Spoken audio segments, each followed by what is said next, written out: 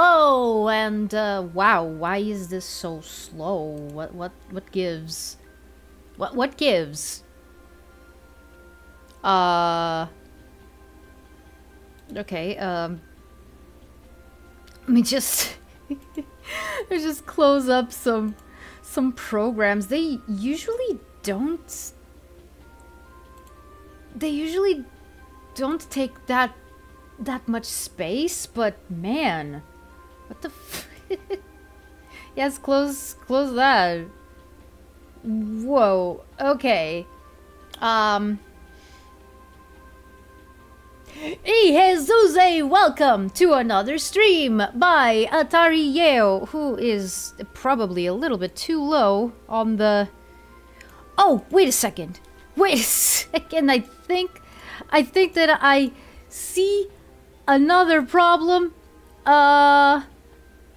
Remove this. Yes. Okay.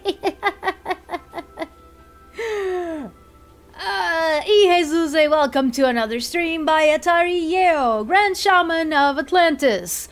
How is everyone who... Wait, I forgot who may or may not be watching. Amazing. We are amazing at our not job. Also, I realized I was a little bit too low. Hello, Mado. Hello. Oh man. Okay. Wait, just a little. Okay. Again, hello, everyone. How is everyone doing on this fine day? Oh, dude. You're gonna travel? Is it for something like important? Or is it just because like something like you're gonna fly and you've never flown before and you're kind of afraid? Because that's a very normal that's a very normal thing to happen. Like just I don't know. I'm just assuming because that's something that I personally can relate to. Except that after watching some videos about what actually goes on a flight, it actually made me less afraid. But yeah. Oh, it's the first time going to another city? Oh! Yeah, okay. Okay, I see. I mean, I don't know how old you are or what kind of life experience you've had until now, but I can tell you that usually, usually, and when I mean usually, I mean like 99.99% of the time, usually it goes well. Actually, I don't remember where was the first place that I had to go to by myself. I think... Oh yeah, it was a lot less... It was a lot less glamorous. It was a lot less glamorous because it was for... because it was for university. So, yeah. Going by train... Oh... I like trains. Whenever I say that, I always think of, man, my tracking really is super slow. What the heck is going on? I don't understand. Hello, Barney. How are you?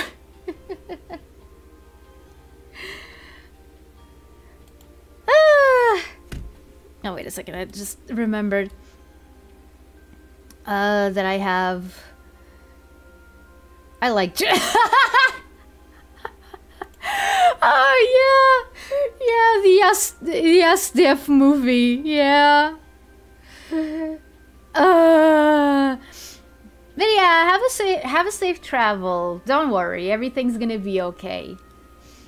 I know it seems like daunting you know, being on your own for the first time like that. But yeah, no, that's but you'll see. Everything's gonna go okay. I'm doing well, all things considered. I'm doing pretty good. I'm kind of dead because, yeah, I had 4 days of tea shop like in a row. Like last week I had 3. This week I had 4. But then next week, like I'm going back this Sunday. But then after that, I'm on vacation and I don't have to go until the 4th of May. So I want to see if I can use that time to do some things on and off stream. Like, for example, I've been putting off going to get, yeah, 4 days. 4 days. Which, like, if I was a full-timer, that would be less than what you usually work. But I'm a part-timer who usually only works 2 days a week. Full-time, but 2 days a week. Yeah, it was because it's Easter week. So the manager wanted to kind of maximize profits by making sure that the shop could be run like for example, that we could like one of us could be attending to some customers and the others could be attending to other customers, like yeah. Oh, I'm definitely gonna play more Sonic Frontiers. In fact, that's one of the things that I was gonna say. So for my vacation, I was thinking of going home, going to my mom's house, going to my mom's house, and I wanted to go to my grandma's house to recover some electronics that she had. Like, for example, I wanted to see if I could get a proper TV that I could stream with in my mom's house. Because my grandma had, like, how many? 4 TVs in her house. Like, talk about overkill. And she had a VHS player, a VCR, that the last time that I tried it, which was, I think it was already after she had gotten her stroke, unfortunately. But that was like in 2022, and I think I tried the VCR, and it still worked. It still worked fine. So I am hoping that in the last 3 years that it didn't deteriorate anymore, because I wanted to see if I could have a VCR here in the city, while still being able to have a bunch of the Barney. No, she's not okay. I mean, depends on how you define okay. She passed away in November. Yeah. I keep forgetting that that I don't like. I know that it seems like a lot, like, but it is what happened. I lost my dad in 2023. I lost my grandma in 2024, and now on this year I lost my cat Mitzi, like my companion. So yeah, my family has suffered quite a bit of loss in these last 2 to 3 years. And it seems like one of those things. It seems like one of those things that, you know, if someone put this in a movie or a series or something, you would think that it's too much. But that is legit what happened. Like, each year we lost someone. And, yeah. Watermelon! Yeah! We're gonna see if we can get a watermelon. I'm not sure, though. I'm not sure, because my track record with SUIKA Game is not, like, completely... it's not completely, how can I... stable, I would say. but yeah, as I was saying, it is one of those things that if you put it in like a fictional setting, it seems like a little bit too much, you know, just an excuse to have your character feel bad all the time and stuff. But yeah, no, that legit happened to my family. Also, another thing that would seem too much. Also, another thing that would seem too much. Is the amount of times that I've lived next to people whose families lost a mother. Like, I had that in my first house, and then we moved, and then one of our neighbors actually died, and she left, and she left her already teenage son and daughter, and also another daughter who was like 5. No, wait, she was 3 years old, I think. She was 3 or 4 years old. So the kind of stuff that you would, that if you put it in a movie, people say, "Oh wait, that is way too much. That is unrealistic." But like, whoa, like it keeps happening. It's comical, but also sad. Yes, I do know the way.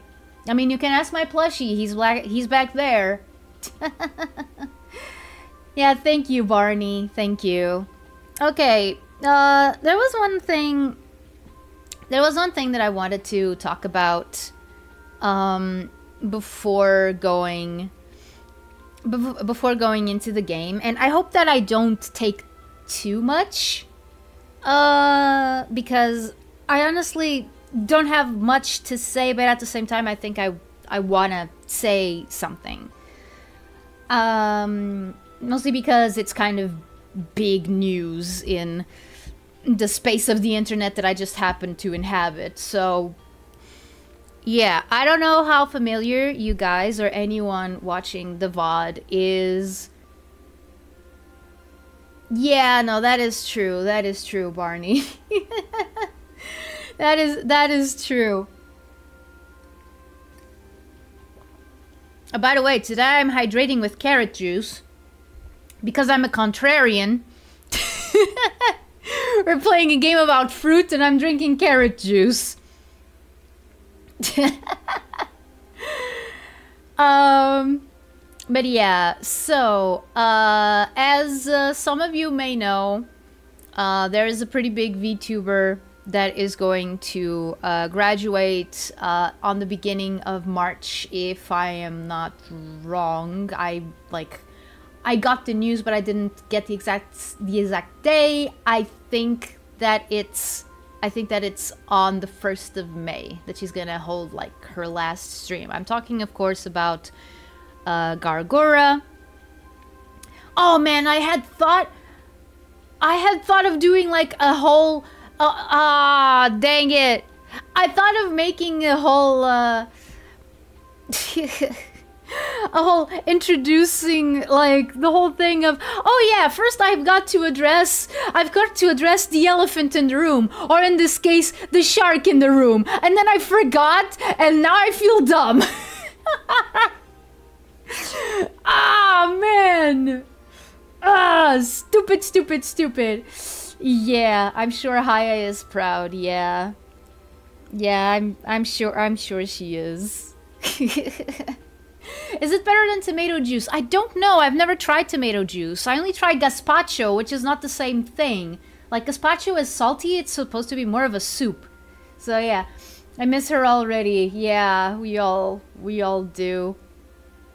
We all will. So, yeah, I think... Also, hello, Cyanic! Missed opportunity, but at least we know now. Yeah.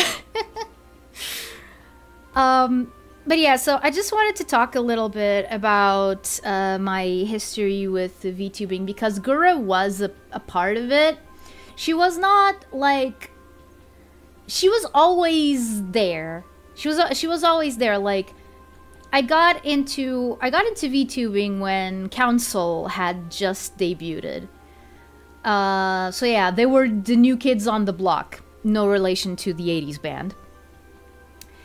And my favorite at the time my favorite at the time was actually Sana.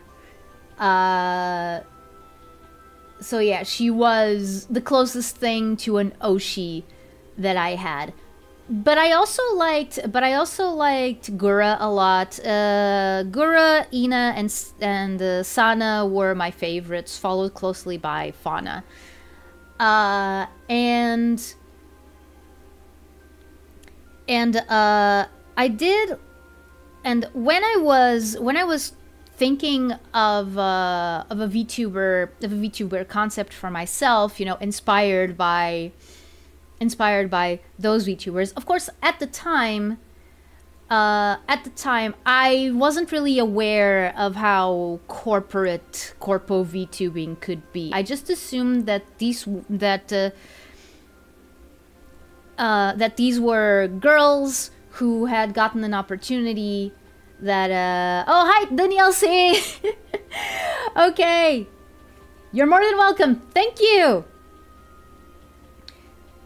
So yeah, I thought this is kind of funny because I thought of corpo VTubing. Isn't your Oshi Cherna-chan?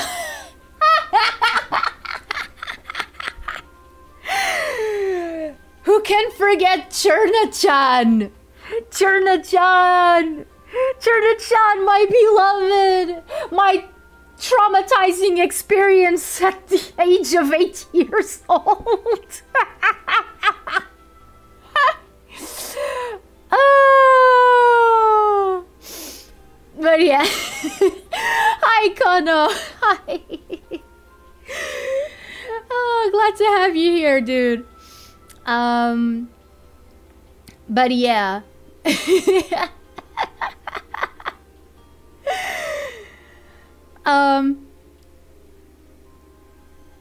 But yeah, and I don't know, there was just something about, like, out of all of these, like, it was kind of hard to say which one was my favorite,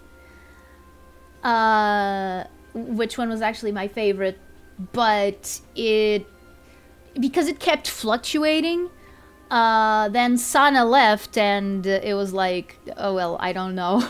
But here's the thing, when she left, it was when I was getting ready to debut, so to speak. Like, it was already when I was in the works to actually start streaming. But yeah, going back a little bit.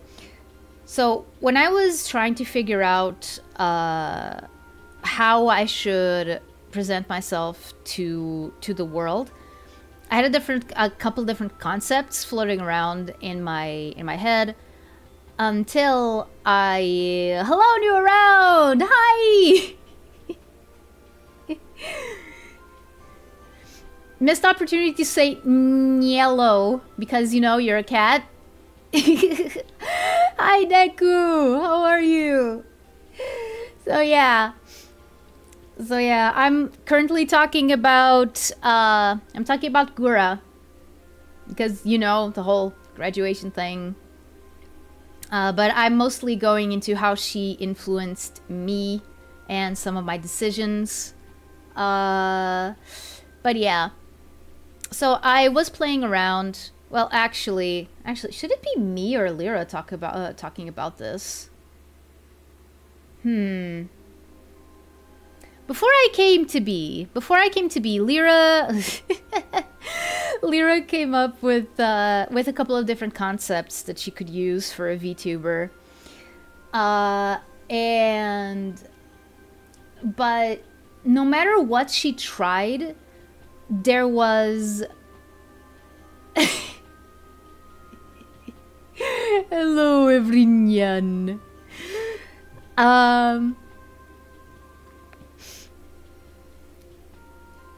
But since she had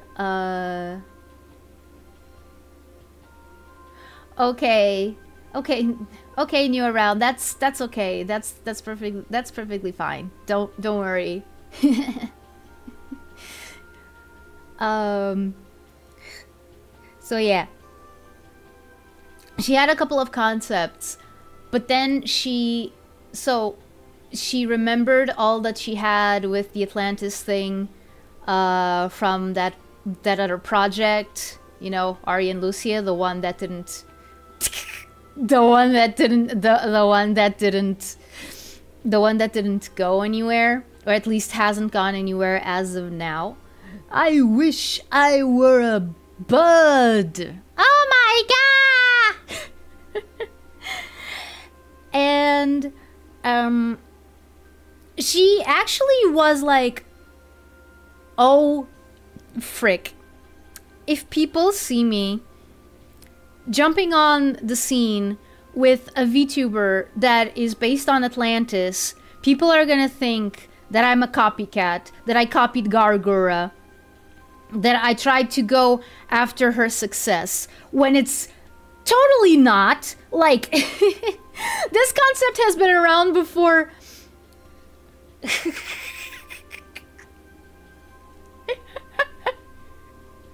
Thank you. I love Osaka. You know who didn't love Osaka? Satoshi Kon. You just have to watch Paranoia Agent to know that.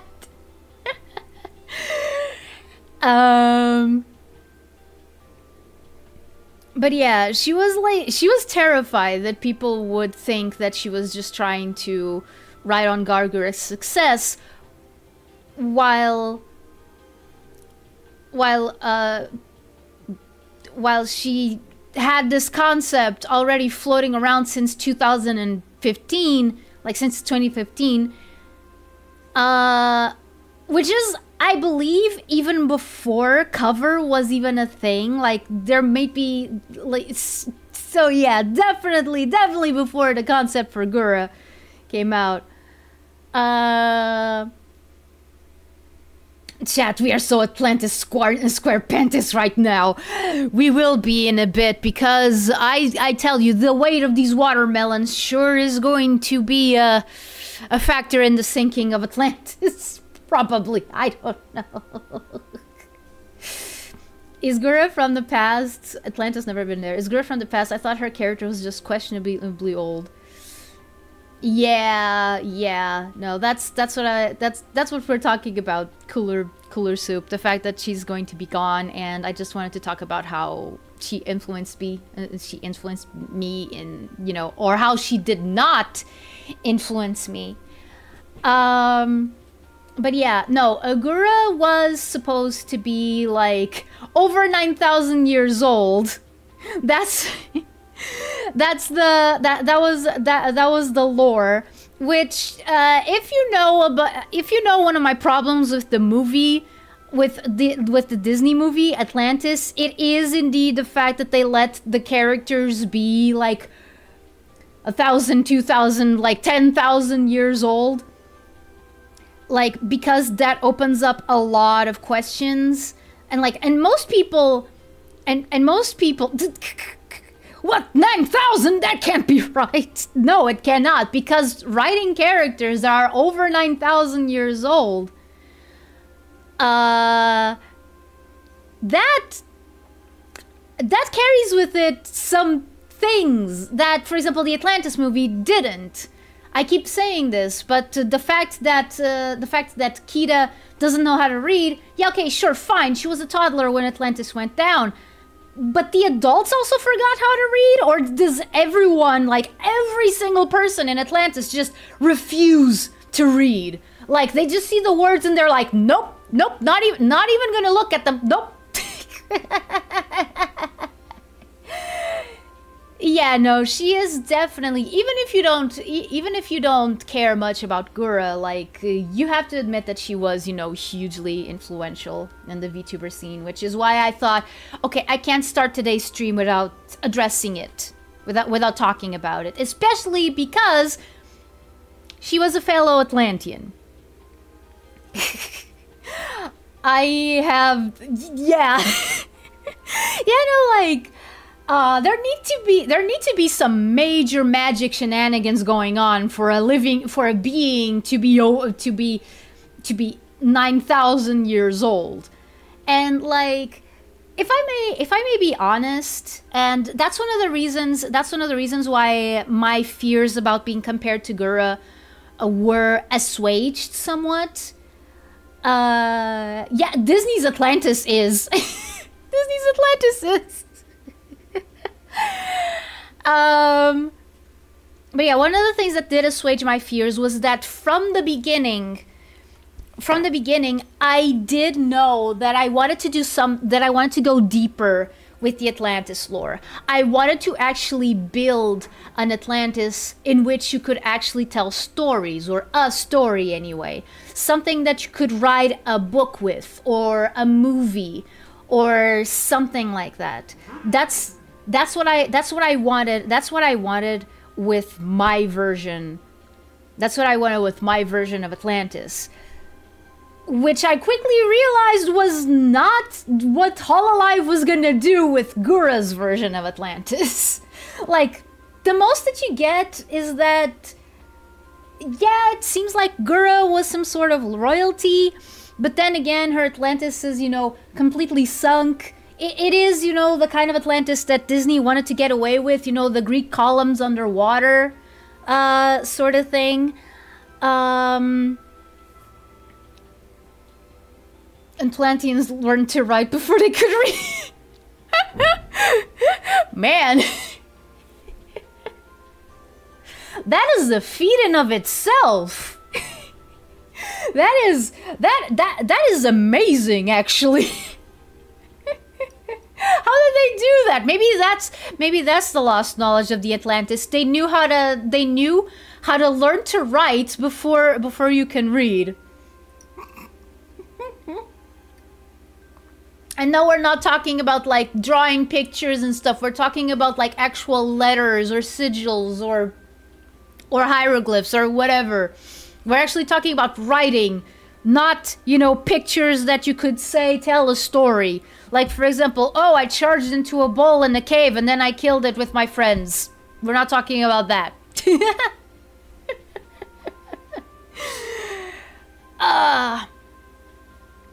But yeah, so that did make me a little bit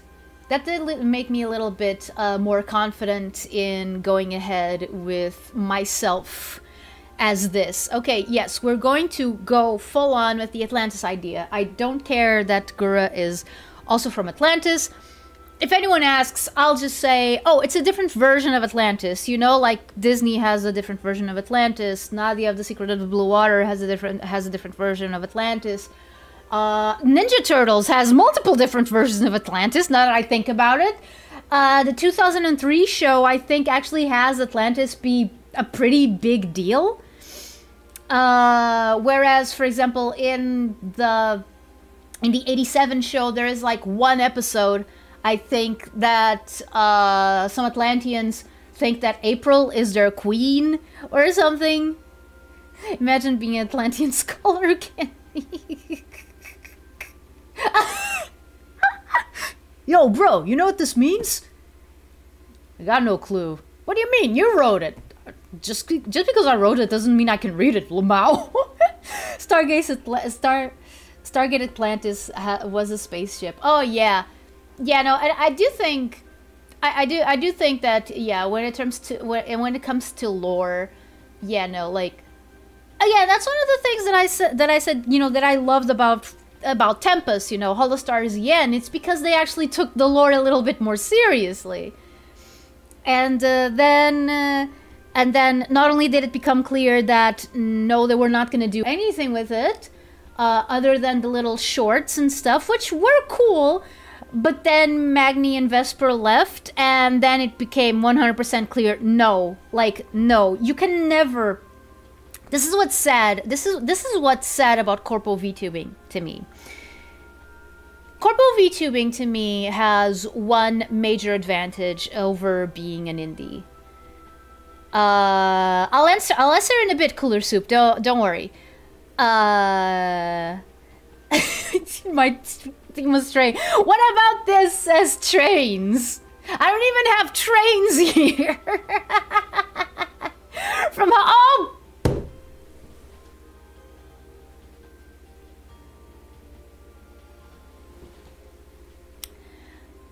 Well played, Kono. Well played. No, like, seriously, that deserves... That deserves a standing ovation. Holy crap.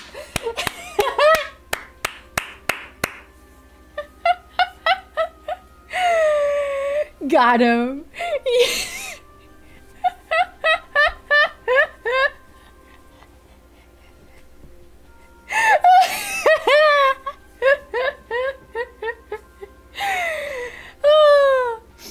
Yeah. Okay, so that I don't get derailed by that admittedly amazing by that amazing roast, which that's what it was. It was a roast, but I fully take it. I'll take it wholeheartedly. Thank you so much.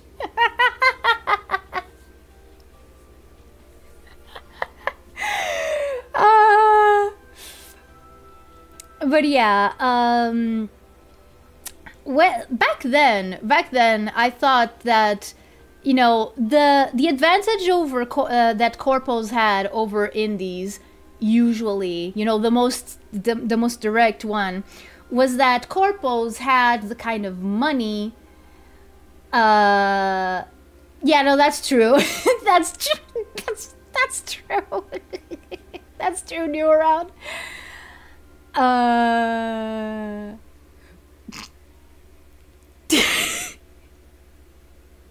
Okay, let's stop the bullying in chat, please. I will not stand for this mod on VOD violence. Hi, Coffee. Thank you. Thank you. I had them commissioned from my artist, especially for this. But yeah, as I was saying, the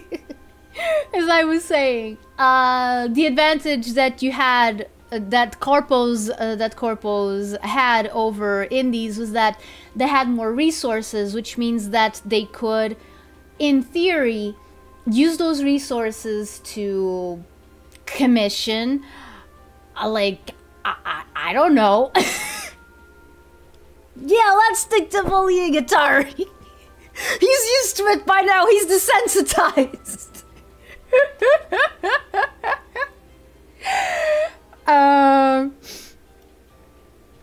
But yeah. But yeah, some of those resources, at least I believed, could go into making projects in which lore could be a factor, like, you know, like comics that were not just to introduce a new gen, like comics, like anime, like you didn't even have to, like, there's anime that is, like, you know, only 3 minutes long, like the Mickey Mouse show. The Mickey Mouse show got along just fine with 7-minute episodes. You can cram a lot into 7 minutes. Sometimes even less than that.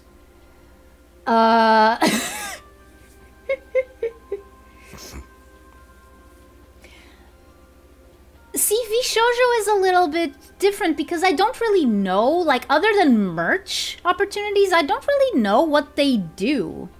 Like, they do merch and I think, like, brand representation. That's it. Like, if you want to do something in Bishoujo, you still have to shell the money for it yourself. And, like, granted, a lot of members of Bishoujo are well enough off that they can do those things. But, like, I've never seen an actual concerted effort in trying to, okay, so these are the characters from this anime, let's put it like that, and you can interact with them. Like, because that was the main appeal of VTubers for me. And then I gradually realized that it just didn't work like that. It seems to be more events and collab stuff, more like an organizing group. Yeah, exactly. Which is why, which is one of the reasons why, honestly, I never really cared much for Vshoujo. In fact, like when Amelie joined, I was kind of like, oh, she's no longer one of us. I know that's an incredibly selfish thing to think, but honestly, I kind of lost interest in Emily when she joined Vshoujo because she was no longer, you know, just like me and just like any other indie VTuber who's, you know, just doing their thing. Because like when you join a corpo, like an actual corpo, there's a bunch of stuff that you have to go through, like, you know, you have to leave your old persona behind, you have to build something new from the ground up, even though some of the foundations are already there. You know, some of the foundations are already there because they're provided to you by the corporation. But yeah, like, Amelie went from being someone who I was like, oh hey, I could try to one day reach the same heights that she does. And now it's completely, no, it's out of reach. Forget about it. Welcome to Yapland. Yeah, no, Giga is cool. Giga is cool. There was that one thing where she tried to defend, I think, Twitch. I think it was like like an interview thing that she didn't come off, you know, all that good, but meh.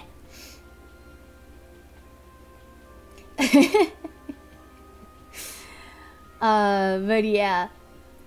To be honest, being a corpo seems like it sucked. When they graduate, the character is forever shelved. Yeah, it's one of the reasons why I went like, dude, okay, maybe I could keep auditioning for a corpo. Because I did audition for 2 corpos. 3? I auditioned for 3.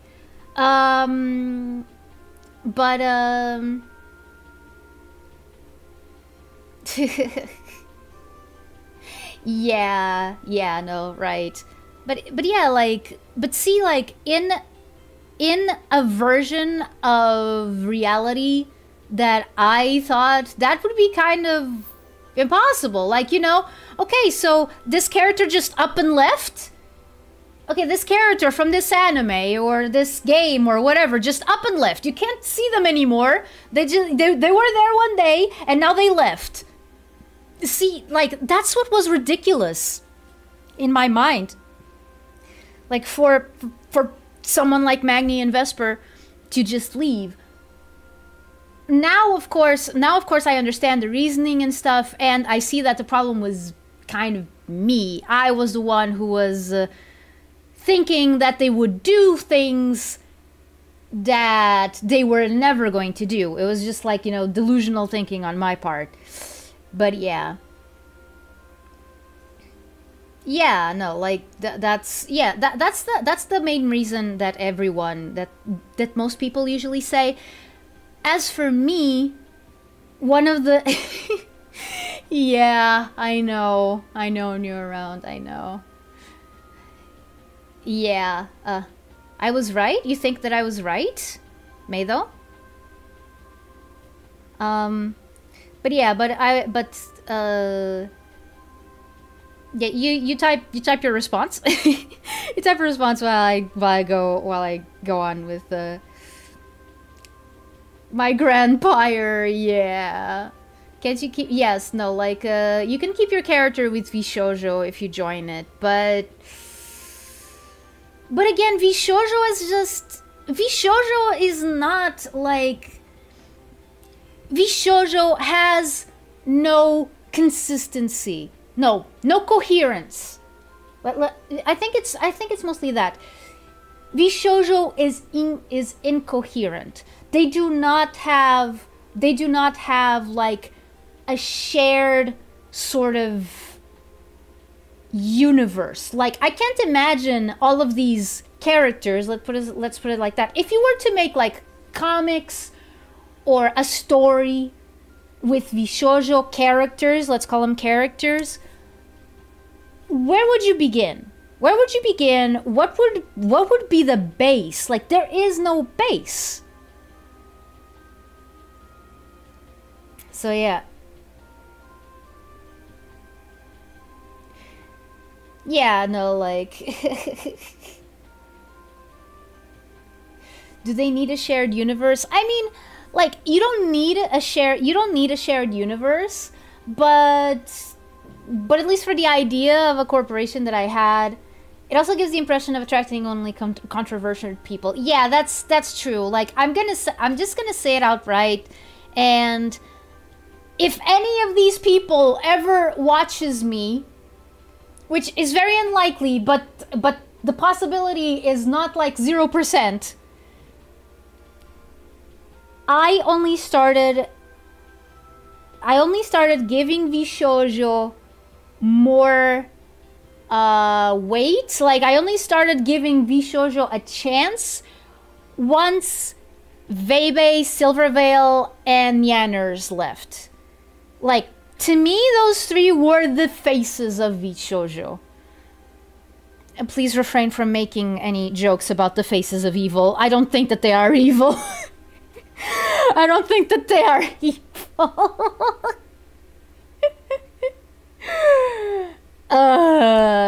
Their stuff is just not for me. And like, more than Iron Mouse, I think that they're the ones who define them, and Fruit. I feel they were the ones who define, you know, what early Vshoujo was. It was only after Matara and Henya joined that I was like, oh, okay, maybe this is, you know, actually kind of worth it. But yeah, I feel like Vshoujo is more hands-off and is more of a management, while the towns do their own thing and collab at times. Yeah. The faces of weevil.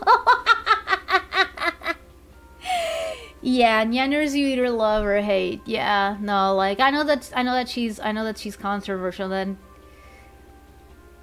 yowza, those three are certainly eliciting a reaction from me. Yeah.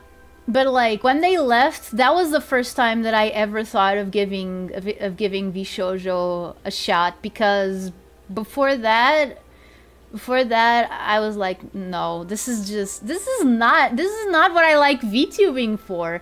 In fact, that's one of the reasons why Vshoujo didn't do it for me, and also still kind of doesn't.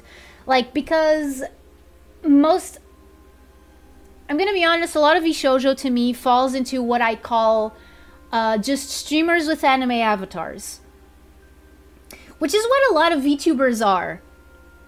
Fortunately or unfortunately. Like, to me, what drew me into VTubers was the lore aspect of it. Which is why I only cared about Hololive for a while. I did care a little bit about Nijisanji because they played into it a little bit. But then, you know, the whole... But then... Nijisanji did the whole Nijisanji thing, and yeah, I kind of drifted apart. There's still some people in there that I like, that I like, but that I can't follow anymore out of principle. But yeah, but that's the only reason. But that's the reason why I cared more about Hololive, and mostly Hololive EN. Or Holopro EN, because I cared about Myth, Council, poor Iris. I never really got much into Iris, to be honest. It wasn't because of her avatar. It was just because I just saw her kind of floating around, and since my interest in VTubers was because of the lore aspect, she didn't really fit in. And yeah, Hololive and Holo Tempest, HQ, and Vanguard. Those are the ones that I was into. By the time that Armis debuted, Armis, Advent, and Justice debuted, I already had like a lot on my plate. Besides already being disillusioned with the way VTubing in general was regarding lore, after I thought that, you know, we were gonna have we were gonna have something, you know, super interesting with what, you know, Tempest was doing. But then, yeah.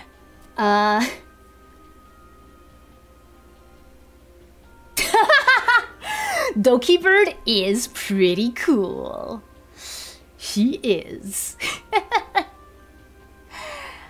Doki Bird is my, well, I don't know if she still is, but she used to be my brother's Oshi. Like, I used to joke that it was funny that both of our Oshis were purple and had both of our Oshis had purple hair and feathers in their hair. Except one was a crow and the other was a dragon. But yeah. No, like that, and that's totally fair, Barney. That's totally fair. And now I understand, that appeal a lot more. I understand that appeal a lot more than I did back then. But I can't pretend that it didn't play a factor. Like, you know, that realizing that I was, and realizing that maybe I was looking too much into the aspects that I thought VTubing was gonna go with, and then I kind of felt disappointed when it became obvious that they wouldn't. No, all of our resources are gonna go to concerts and promotions and merch. I mean, the merch is okay, but yeah, yes, Nilok, that Doki Bird. Yes. Oh no, the Stempo, she's stuck in the washing machine again. Oh my god, you just reminded me of a line from a YouTube poop. Okay, it's an Adventures of Sonic the Hedgehog YouTube poop, so just imagine Sonic saying this. So yeah, you gotta climb in a dryer.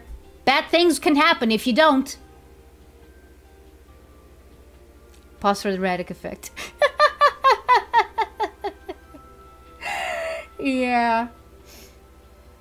Yeah.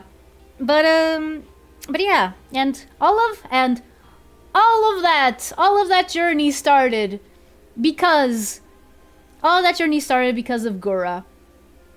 Because I mean, she was not, my brother was already into VTubers way before EN. Like, he was there for the Coco Taiwan thing fiasco. Like, he was there. He was there.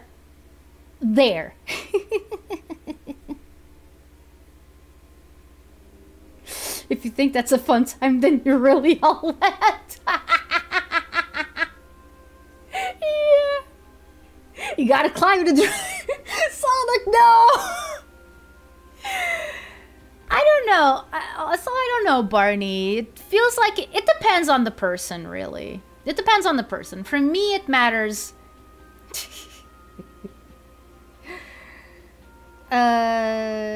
Yeah, Coco was awesome. Coco was awesome. Guys, what if one day I could talk to Kason? Yeah, that's a pipe dream if I've ever heard one. Okay, you around? Okay, and you're around. Good night. Don't let the bed bugs bite. I hate that expression, but I just said it. Sorry.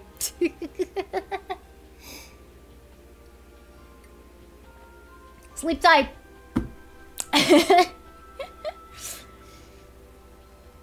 But yeah.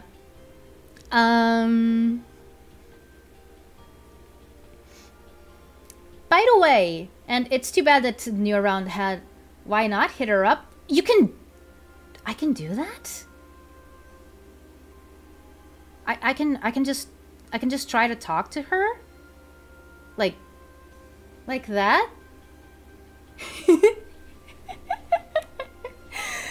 Like, Don't let the eldritch horror consume. Oh, it's better. I mean, I have thought of trying to contact, you know, some VTubers.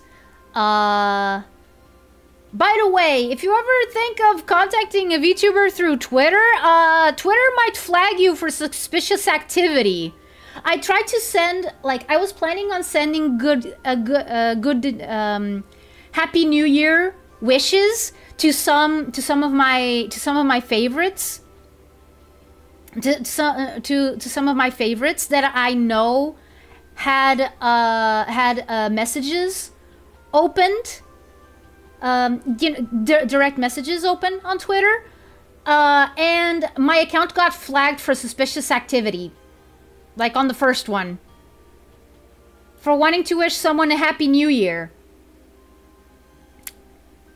What the heck?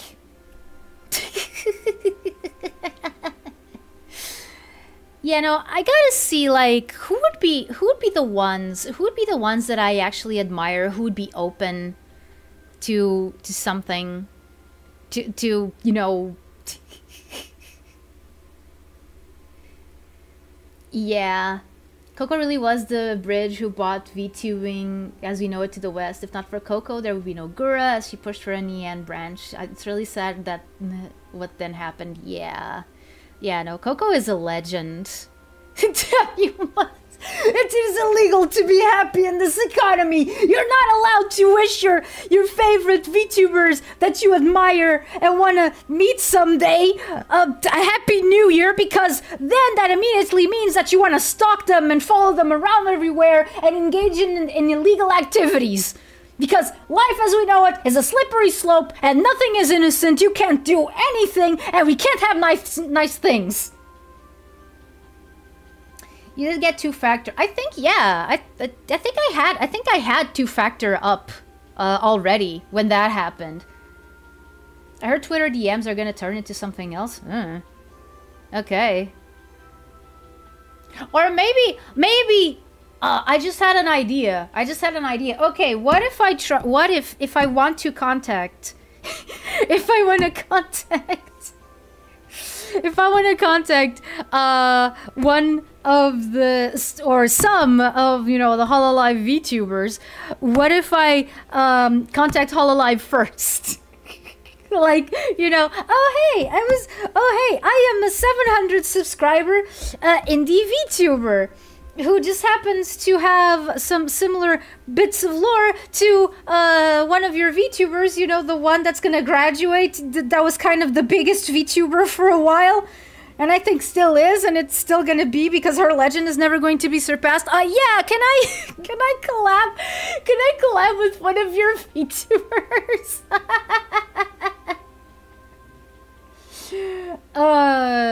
Exeter DMs. Accidentally removed by Smith. Oh, that happens. Cooler soup, don't worry. XDMs. Wait, how's that different from Twitter DMs? It's just like, it's like, I mean, they're probably gonna change how they work. Like that's usually what happens.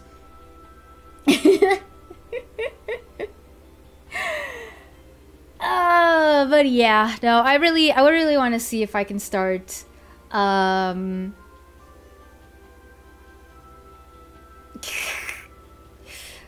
start like networking. One thing that I wanted to ask you guys about, and it is about the book. Let me just. They just mail you a cease and desist as their reply, but oh, because of me being like Atlantis. I bet he's gonna slur AI into it. I'm so tired of AI. Okay, I'm blah, blah, blah. Yeah. Well, that sounds like when I had internet problems and called the CEO of British Telecom, and the next day 5 workbench turned up to fix it. Oh my. Oh, dude. That does make me think, like, okay, hypothetically, very, very, very, very hypothetically, because it's, like, impossible, but, like, okay, imagine this. Just imagine. Imagine, if you will, that I contacted Hololive. Books? Ew, reading? Us Atlanteans hate reading. Patooey. Do you know some tubas that would be up for collabs if you want to know? I mean, I'm gonna have to, yeah, sure. Imagine dragons. But yeah, imaginate. But yeah, imagine, if you will, that your good old friend Atari Yeo, Ayama Hetari Yeorera, goes up to Hololive HQ, virtually of course, because he can't afford a trip to Japan, and just goes like, I'm an Atlantean. I want to collab with Gura before she graduates. Would that be possible? And they're like, yeah, sure, why not?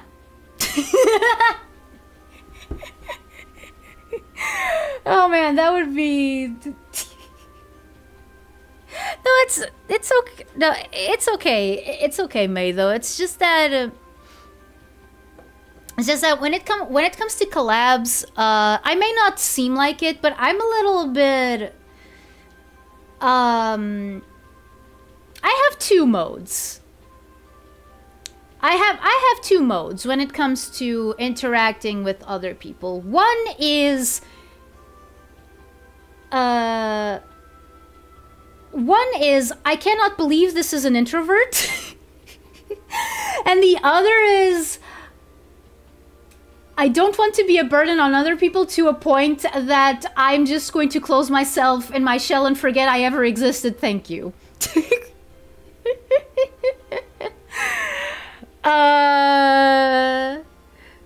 Oh wait, no, it's more, I can't believe this is not an extrovert, because yeah, I know that I kind of give extrovert vibes. In fact, I've been in situations where I was like, hey, I know that I'm an introvert, but man, these people are even quieter and shyer than I ever was, or they're just going through the same things I did, you know, way back in the day, like 10 years ago, when I was, you know, a legit, honest to goodness introvert who had trouble talking to people because of social anxiety.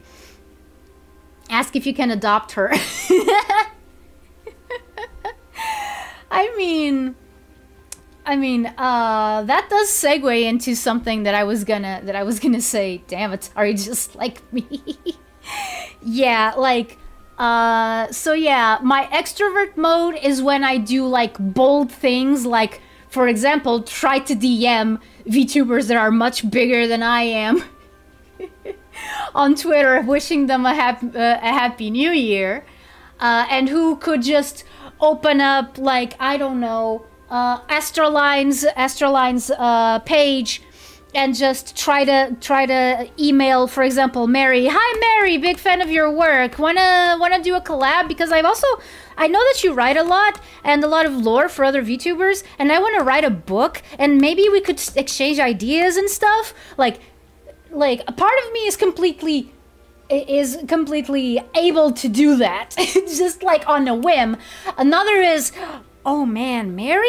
He's like super busy. He's never gonna give me the time of day. No, I better not. I bet, like, he's better off not even knowing that I exist. I'll just recede back into my under 1,000 subscribers corner and just keep being, you know, a little fly on the wall. Everyone is an extrovert until a real extrovert turns up. Yeah.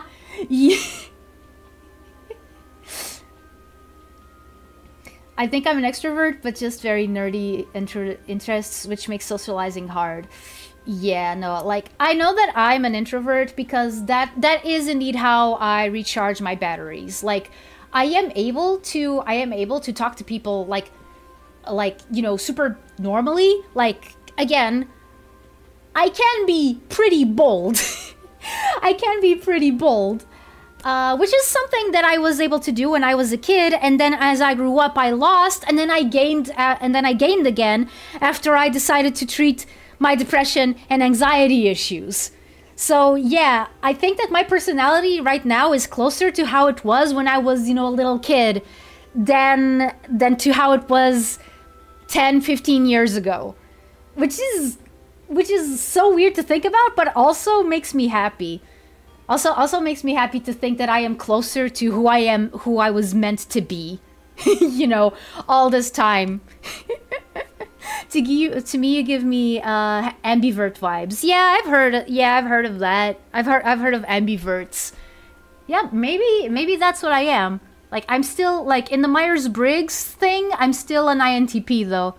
I'm just an INTP that, like, it's, like, 60% introvert, 40% extrovert. So, yeah, it's one of them. I think it's the thing on the spectrum that I'm closer to the middle when it comes to that. Like, everything else, yeah, no. It's the business lock-in, yeah. Okay. Okay, I think I think the only reason why I haven't done that more often, you know, the business lock-in, the like, tack, okay, let's do this. I'm gonna try to contact some people, is legit because I'm afraid that because my schedules are not consistent, and I don't mean like my streaming schedules, I mean my schedules outside of streaming. Since they're not consistent, I'm afraid that I'm not able to keep up like a conversation. You know, like okay, I send a message. It takes a while for them to respond, but then I just happen to be busy at the time, and then I can't respond for 2 days straight, or 3 days straight, or a week, or something like that. And then by the time I respond, they're like, "Oh, this person is not serious enough," so they just bolt. That happened to me once. And I'm still angry at myself. But at the same time, I also understand why it happened. Long story short, I wanted to see if I could get a sponsorship from these guys that had like a pop culture sort of shop in a city close to where I live, and they had a guy who worked for them who fixed old consoles, who fixed and was able to like get old consoles.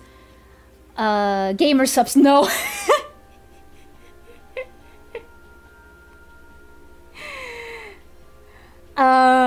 I don't know, some stream seems totally disorganized, lol. I'm sure you're fine, and to be honest, confidence gets people a long way. What do you mean some streams? Do you mean my streams? Because if you do, then I totally understand. I haven't been able to keep a set schedule these last few months. No, not gamer subs. Not gamer subs. Oh man. Like, if I do get a sponsorship from Gamer Subs, I'll know I'll have made it in this business. No, I mean streamers in general. Oh, okay. Thank you. Good. Very good to know that. Thank you.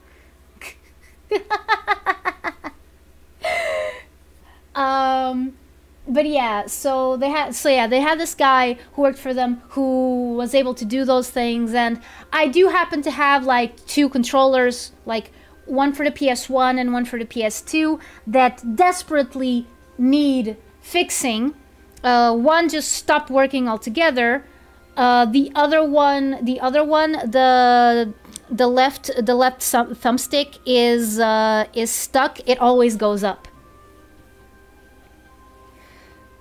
I think you need to ask for an affiliate code first. I mean, yeah, no. As long as I'm under 1,000 subscribers, I don't think that I can apply to any to any of those things. Like, it's just a pipe dream.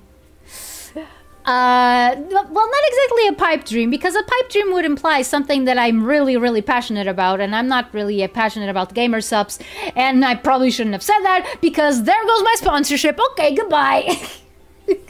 Seaweed and salt water. No. No. It's stuck?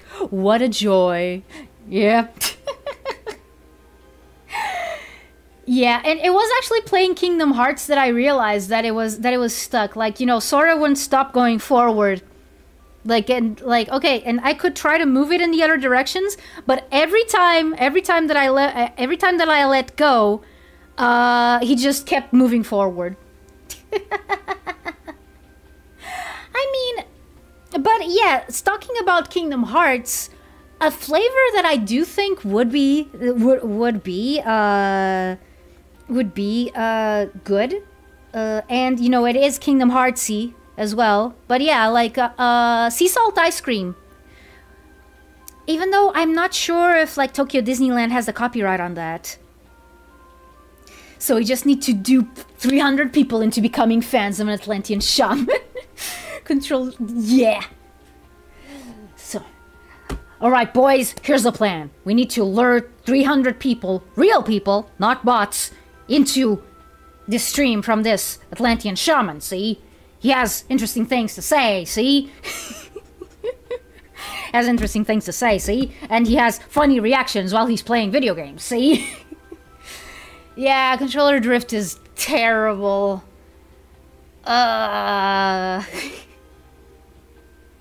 There's caramel sea salt ice cream in the UK. That one would also work. That one would also work, yeah. Like anything like I do like sweet and salty flavors, so I think that, you know, having a Gamer Subs flavor that would be sweet and salty at the same time would be, you know, a good idea. Also, hello Godless Weeb. Populous the beginning, it's an old bullfrog electronic thing about being a shaman. No, I've never. No, I've never. Is it available on like on Steam or GOG? I mean, I'm asking because I assume that it's not available in any other platform. Like that for some reason that sounds like a PC game to me. But yeah, before it's on Steam. Populous. Okay, let me no, okay. No, I'm not. It's $5. Okay. Okay, let me make a note of it. I'm gonna make a note of it, and I'm actually gonna make a note of it on my phone. PS1? It's also on PS1? Oh man, okay. That makes it harder because like I prefer playing games on consoles, but Steam would be readily available. I'll have to think about it, but I still need to make a note. I still need to make a note that it exists. Okay, Populous. Populous.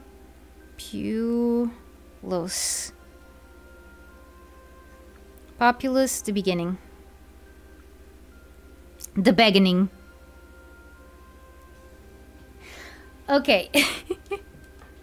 Okay, it's already in my notes. Spamming the volcano spell and creating landmass is nuts. Okay, so one thing that I was going to say before I start playing the stupid watermelon game. Oh yeah, that's what happened with my friend's Crash Bandicoot 3 copy. Like I have no idea where he put the box, but when I opened his PS1 after his mom gave it to me because he was not going to use it anymore, I found out that Crash 3 was still in it. So yes, I do own Crash 3. I do own Crash 3, but I want a copy that you know, that is full, you know, box that is full, at least with the box. The instruction manual will be fine, but also still have the disc for my PC version. Okay, so yeah. Speaking of Gura and speaking of her graduation, this is an idea that I had been floating around in my head for the book for a while, for like a year, I think. And that was, okay, since, well, the book starring me. Nice, Free Crash 3, yeah. Yeah. Oh, man. PC games used to be so different. You could have them on discs. But yeah, so I was thinking of having a character there that would be based on her. I was already planning on having other characters that would be, you know, based on other famous, like, Atlantean characters, of which there aren't that many.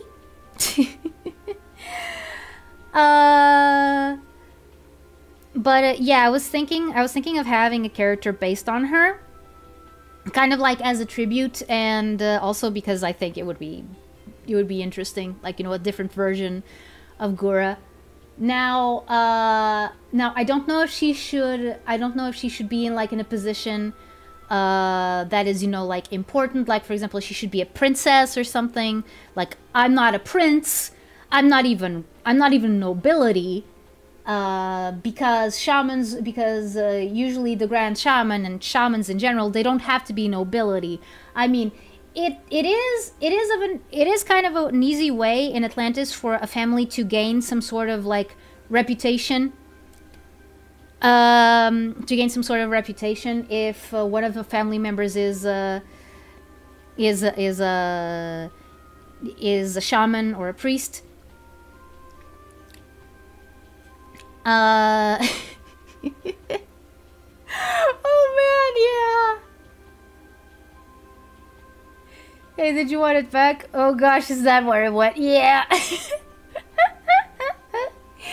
Make her a dog, Gura the Bark. I mean, Buddha the Bark?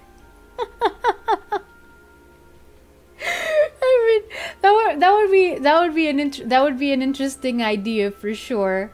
I was actually thinking of making her into a human. But yeah, as I was saying,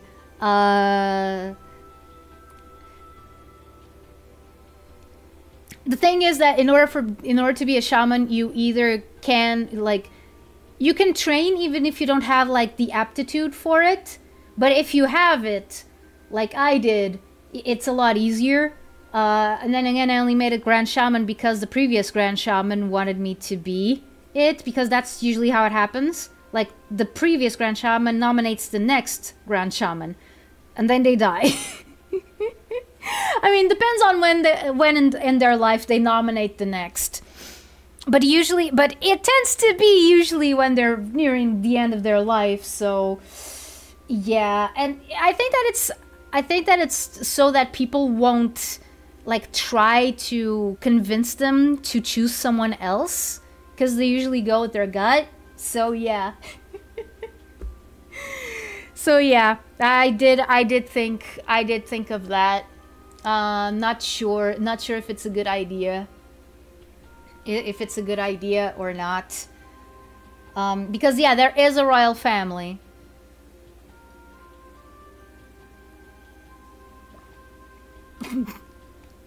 Next time it's you. Did you have to train to be Grand Shaman? You have to train to be a shaman either way.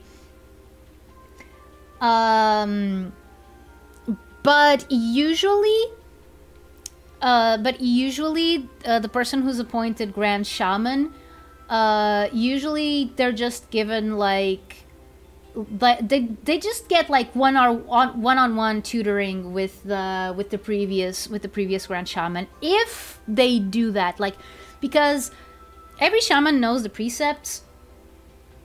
Every shaman knows the precepts, but there's things that only the Grand Shaman and a few like acolytes know, a few select few. Like, for example, like, if you're the Grand Shaman, you usually also get, like, bodyguards, you know? So that when you're out and about, people don't try to go like, oh, hey, it's the Grand Shaman, let's... let's pile on him. You're on a decent roll this live stream. Wait, what do you mean? What do you mean a decent roll? I mean, I'm not sure. But yeah, no, you do have to train. You do have to train, like, other than the regular shaman training, you have to have some extra training. For example, you need to learn how to dance a little bit. Like, even if it's just, you know, like, small things, like small movements and stuff, you need to know how to dance a little bit. Hey, it's the Grand Shaman, let's teach him how to read. Wait, no, I already know!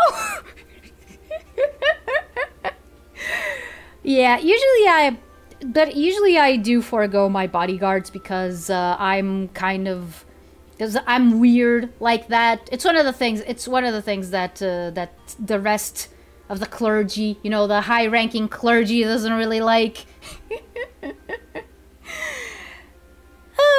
But yeah. And with that, and the uncertainty of whether I should make Gura a character, well, she wouldn't be like an actual... Let's put it like this. She would be like a background... Not exactly a background character, like she would be a named character, but she would be secondary, you know? Like, she wouldn't take part, you know, much in the story. Shaman, desk job, Grand Shaman, government official. I forgot the bodyguards because I got these knuckles.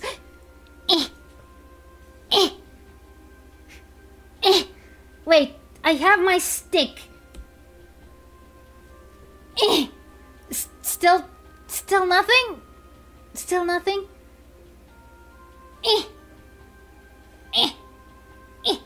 Nope. Nope.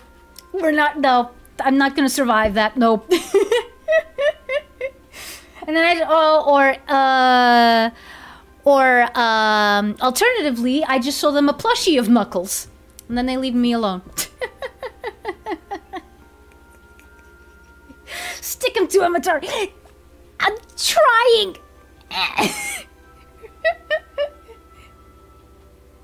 When was the last time you tuned your crystal? It doesn't really work like that.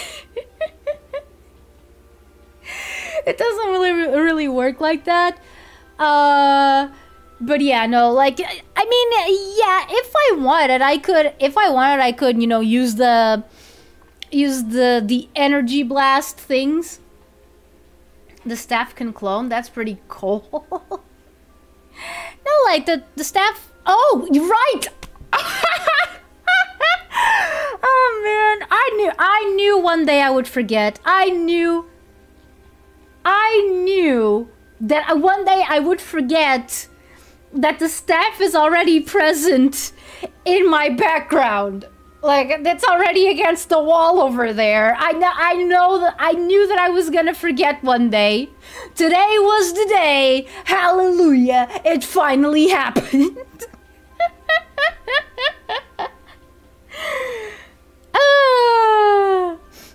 Okay, so with all of that,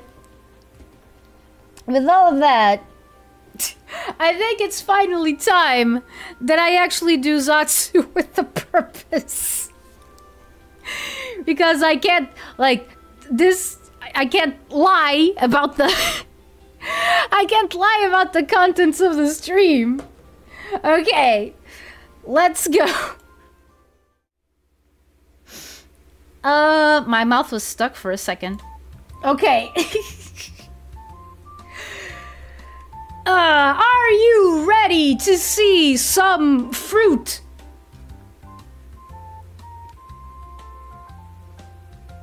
Yeah, me neither.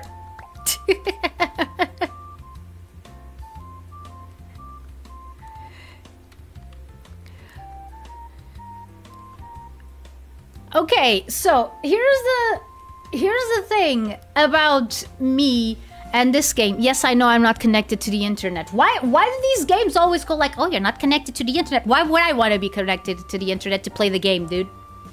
The fruits of my labor, indeed. One thing that I should know about me and this game is that I don't think I know what I'm doing. Also, one thing that I like to do sometimes is just drop every single fruit on itself, like on one spot.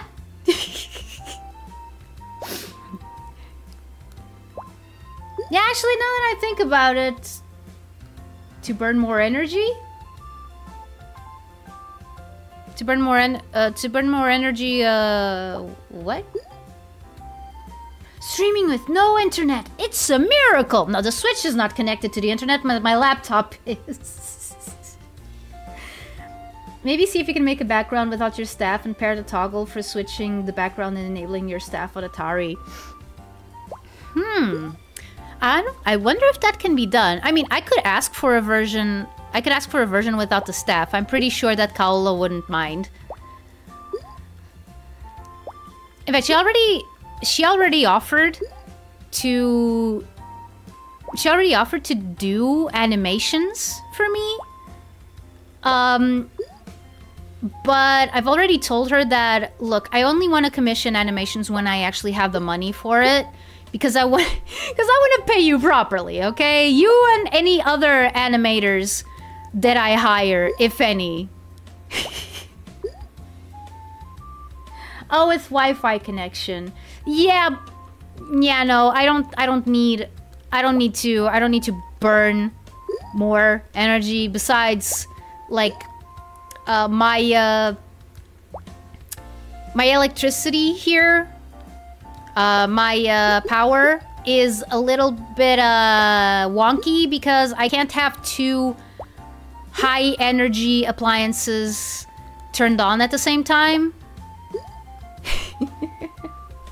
Yeah, the internet is the future of the hive mind and singularity humanity. When they become with our AI overlord or some reason like that. But I don't wanna. I don't want no singularity AI.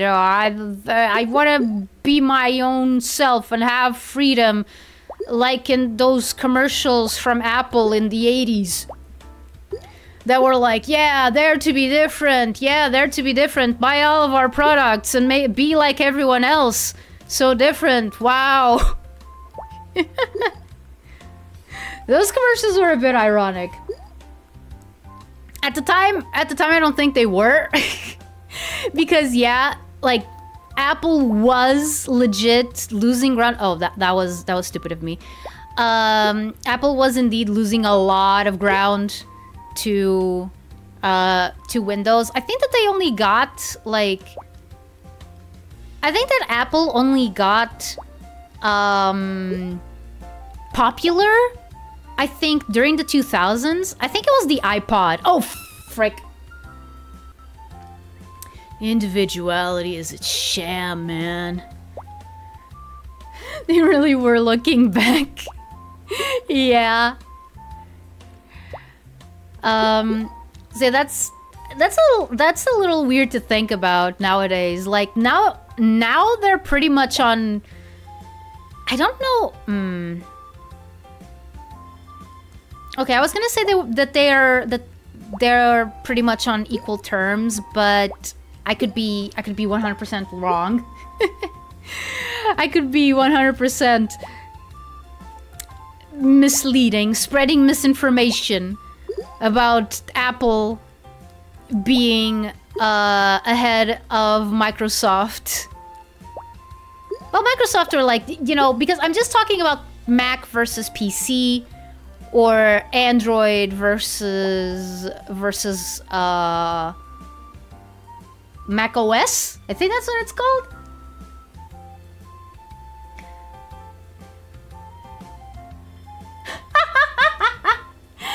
Yeah, I heard that. I heard that.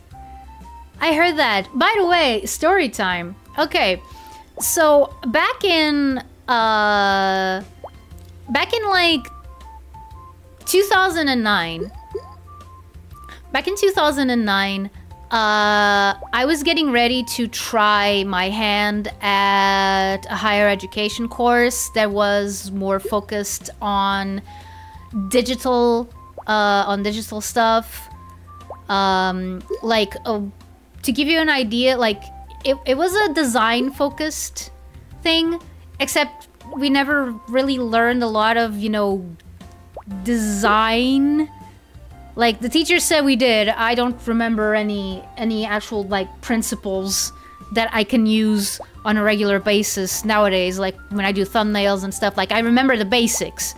I remember the basics, but the basics are not good enough, so it's like, eh. So yeah, and everyone was telling me, oh yeah, since you're going to this thing that uses a lot of like pictures and video and 3D and stuff, you know what you should get? You should get a MacBook because those are better. And I screwed up. Those should have gone here. So yeah, you should get a MacBook because working on pictures is better over there. And I was like, sure, okay, Dad, can I get a MacBook? And he was like, no, because it's too expensive. But Dad, I need it for study. Okay, it's for study, then it's okay.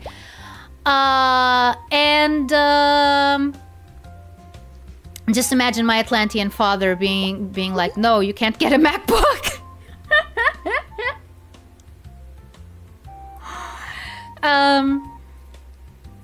So yeah, and one of the subjects that really made me go like, oh yeah, a MacBook definitely is better for this, was 3D modeling and 3D animation. And here's the thing. The course was kind of put together with duct tape from like the remnants of other courses that they could also teach with assets from the others. So my course was kind of like, you know, the scraps. we kind of got the scraps of the other ones. And so I got to 3D modeling class. I'll reach out in a bit. So I got to 3D modeling class, and they went like, oh yeah, so for this class we're gonna use 3ds Max. 3ds Max. Okay, can I get that on Mac? And they're like, nope. Okay, what can I get on Mac? Maya. Okay. Then can I do my... I thought that was a persimmon. Frick, okay. Okay, then can I make my work on Maya and then... and then turn it in? No! You have to do it on 3ds Max. Great! So I bought a Mac. I bought a Mac because of this stupid course. And now you're telling me that I have to get a PC anyway because one of the subjects can't be taught on Mac. What is wrong with you people? The day that I found out that I was gonna have to have a different partition for my stupid MacBook that I wouldn't have gotten if it wasn't because of people going like, oh yeah, no, for this course you need a Mac. You... What? It still grinds my gears. Like, I still get angry thinking of it. Like, oh, I sacrificed so much of my parents' money. I sacrificed so much of my parents' money to get this stupid computer that doesn't have, like, games, by the way, because remember, this was late, this is the late 2000s, early 2010s. Like, there were no gaming options on Mac. Like, I had just gone from a Toshiba laptop that had, like, a whole bunch of emulators, a whole bunch of video games in it, to a Mac that only ran a few emulators at best, if it could run them. I did try out Pokemon Platinum on it. I do remember that. But yeah, no, like I lost so much because of the stupid MacBook, and now you're telling me that it wasn't even worth it. Oh, this is not going well. Okay. Gonna read chat. Okay. Mac's Chromebook seems to be popular with younger adults who want lighter devices. There are some pros and cons with Macs and their OS compared to Windows and PC laptops. But they don't provide a lot of the access that Windows or even Linux have. Yes, that is 100%. Like, if you want to fix your Mac, you have to go to a specialized agent, which sucks, especially when you don't live in a big city where that agent is readily available. I had to legit travel. I had to travel to get my MacBook fixed every single time that something was wrong with it. Linux is growing and trying to become the next best thing compared to Windows and Mac, but it's a bit much for the average consumer. Yeah, I've heard the praises of Linux, but everything that I've heard of Linux, I've also heard that, yeah, for the uneducated, if you're not, a big PC guy, it's going to be hard to get into Linux because it is not very beginner friendly. Oh, we've got some movement. We've got some movement. Okay. Reminds me of the earlier years of having an Android. Well, middle years for you. I mean, I only got a smartphone. I only got a smartphone around the same time that I got this laptop. So we're talking 2017.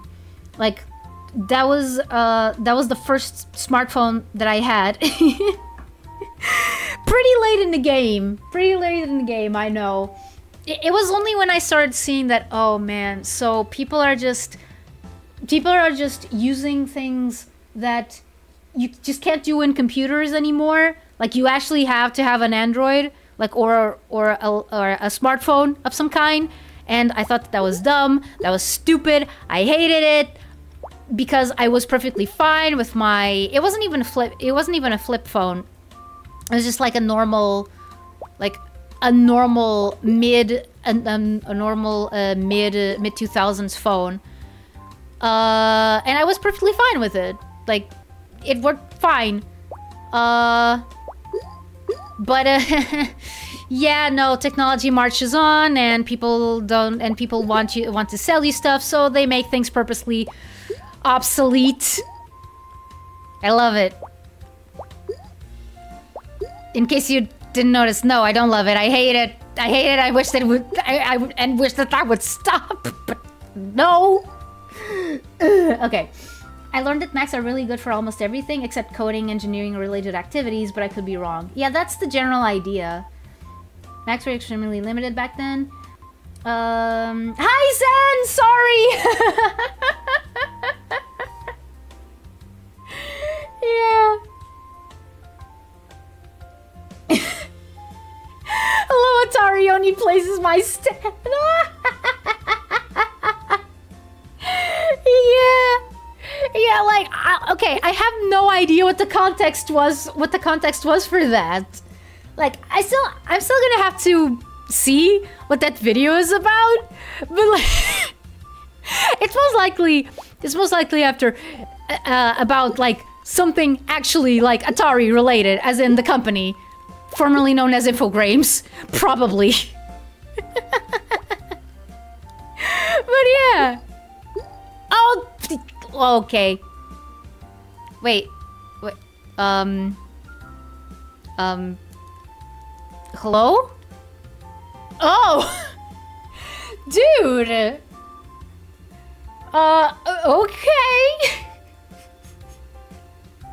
Okay, that was scary. I thought the game had crashed.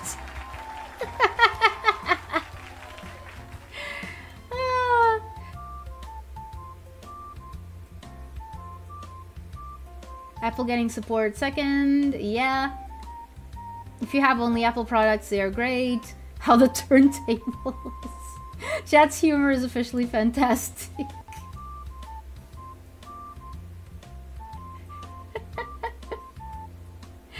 Yeah.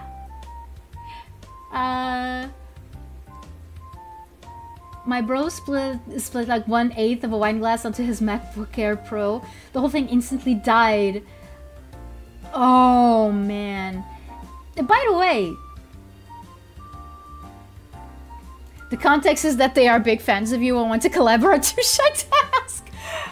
Oni, Chris O'Neill being too shy to ask for something? I don't know if I believe it, but sure.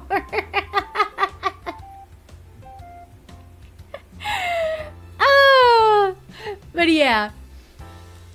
Yeah, what was I talking about? It was still about the, oh yeah. But there is one good thing about my MacBook. Again, it was a computer that I had before I switched to this one. And everything that I have in there is still there. Like, oh yeah, let me try this. I'm gonna see what happens if I just drop things from this one area. Like, let's see how far I can go. They're starstruck by you. And then Rise MacBooks are so expensive. What the fruit? Yeah. Yeah, no, they are. My MacBook back in the day was, I think, around 1,900 euros. I could be wrong, but I think it was, definitely over 1,000.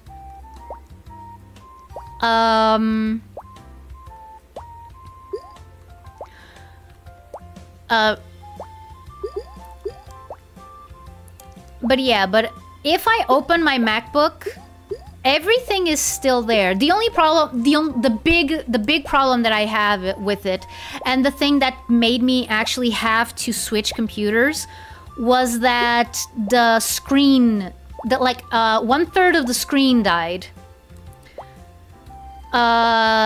Like it was like it's completely how do you say that? It's dead. It's dead. It's just a bunch of lines. It's just a bunch of lines. But sometimes I do wonder, like, could I go back and get some of my stuff from there? I know the answer is yes, because apparently MacBooks, even if they're not working properly, they kind of work like external drives. So you can just connect them to another MacBook and extract everything from it.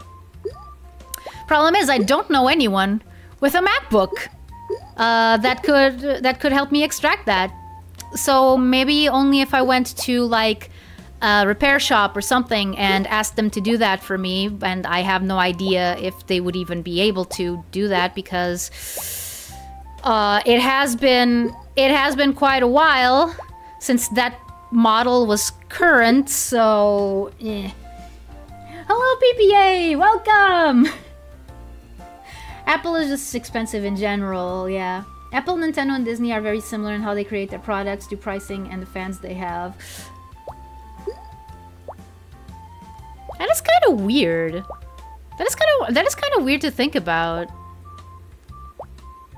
I mean, I think it depends on what kind of fans you have, because I'm a fan of Disney, but like, would you say that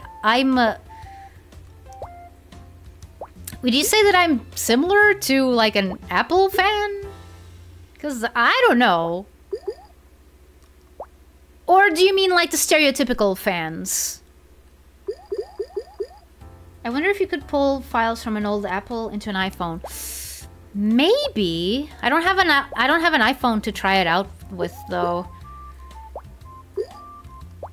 Back when I wanted to do more Twitter stuff, one of my biggest regrets was not having an iPhone. Because I wanted to do like voice tweets, and I couldn't because it's something that you can only do on iPhone for some reason. Thanks, Elon.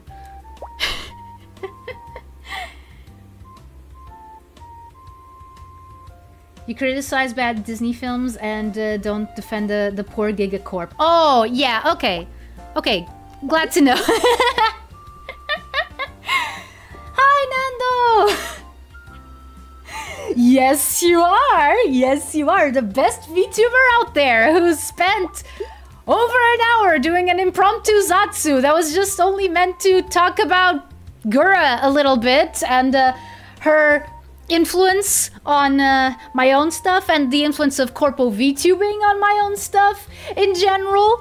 But it pretty much derailed, which is why the theme of my streams is trains. You can ask Kono over there, Kono Miru. Hi Kono, this is Nandu. I was present in his birthday stream. It was a lot of fun.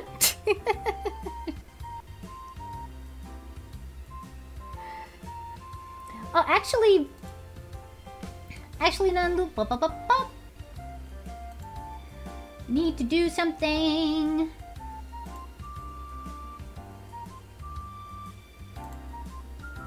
There. There. You are now officially... You are now officially a mod. Just call him Conductor Atari. Doot doot! Yeah. I mean, right now we were talking about the time where I bought a MacBook because of because of a higher education course, and then it turns out that we had to use programs that don't work on Mac. So yeah, that was great. I was trained as a shaman. Yes, indeed. I'm blue, dabba dee dabba die, dabba dee dabba die, dabba dee dabba die, dabba dee dabba die, dabba dee dabba die. Ain't no brakes on the app train. Woohoo!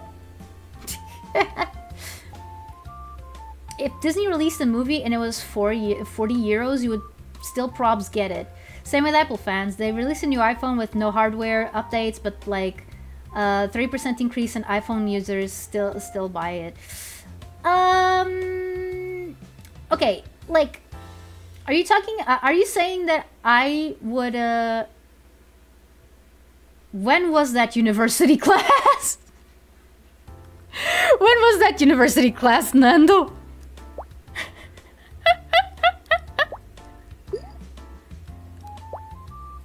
Because if it was after a certain date, that is concerning.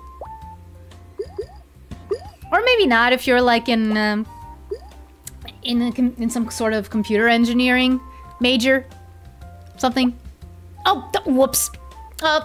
Okay, no, not that bad. Not that bad. Still not that bad? Ah. Okay. Managed to save it. Excuse me.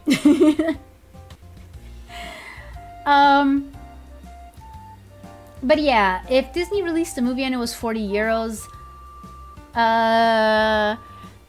like, What do you mean? Like if the ticket was 40 euros? Because like because here's the thing. Here's the thing. 40 euros for a movie ticket? That is way too much. If I genuinely felt that I was being ripped off, but still wanted to be on top of things, then I would probably sail the seven seas.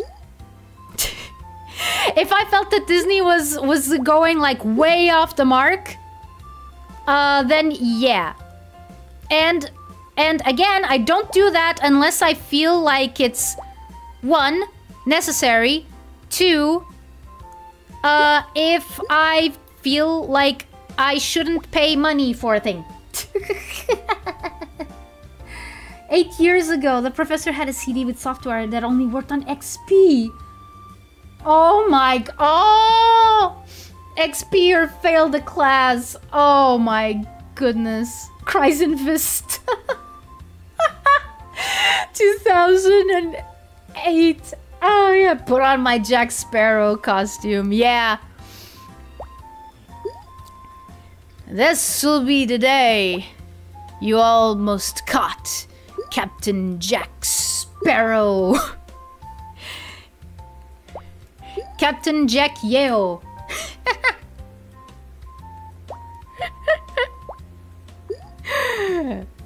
That sounded way too good, and I'm scared. But yeah, no. I did go watch Moana 2 twice. Even though I kind of regret it in hindsight, it was just because I really, really wanted to go watch a movie with my family. And my mom at first, she told me that she was going to watch Sonic 3 with me and my brother. But then she changed her mind at the last minute.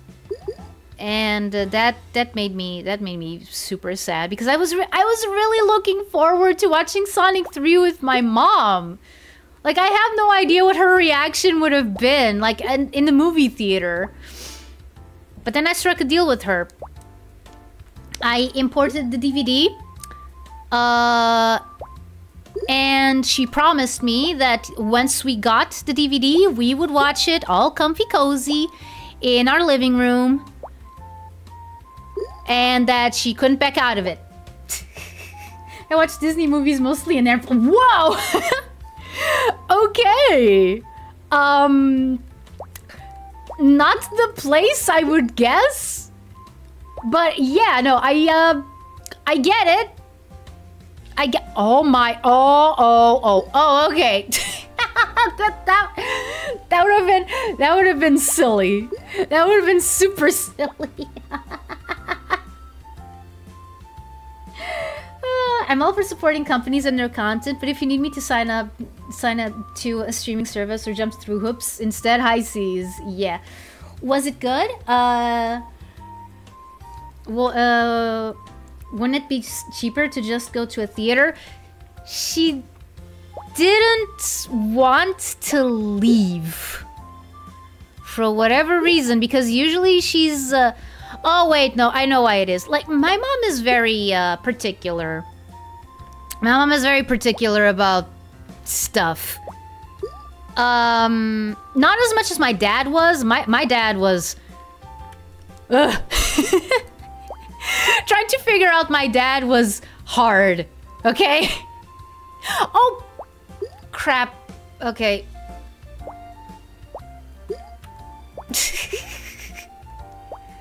This is going great. This is going great. Yeah.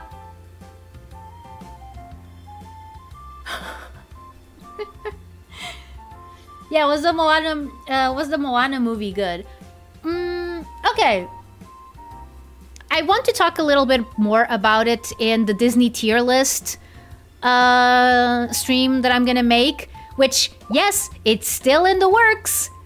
It's still in the works, and it's still gonna feature my brother, Mr. Weasel. Mr. P.S. Weasel himself.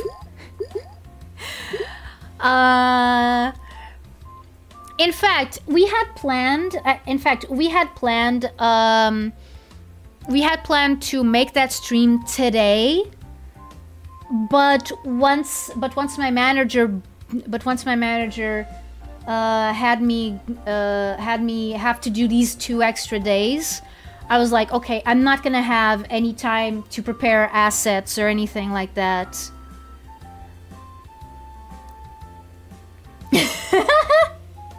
I don't know if I can have Cherna-chan here, but by the way, anyone who doesn't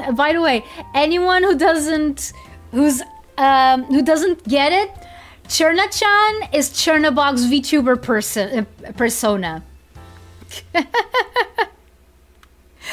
And when I say Chernabog, yes, I do mean Chernabog, the big guy, the big demon guy from Fantasia. You know, from Night on Bald Mountain. That Chernabog. We call him Cherna-chan. No, I wish, Nando, I wish, but like I don't have enough money. I don't have enough money for that. Because yeah, if I had a manager, I would want to pay them, you know, properly.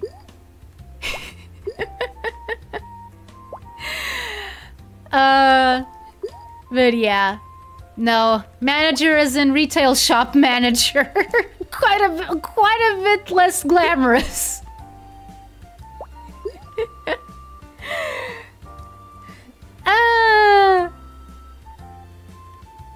Okay, this is a gamble, but current mission: survive. Okay, I think that. Okay, that was lucky. That was lucky. Okay, we have 2 pineapples, which means that we're almost close to getting a cantaloupe. I think that's what it's called.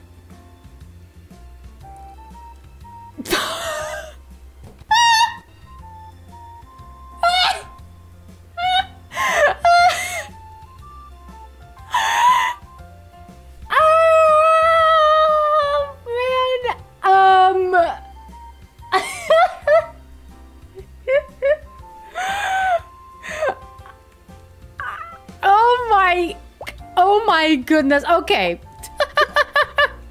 Okay, like the amount of things that have just gone through my head. Okay, so my manager at the store, she's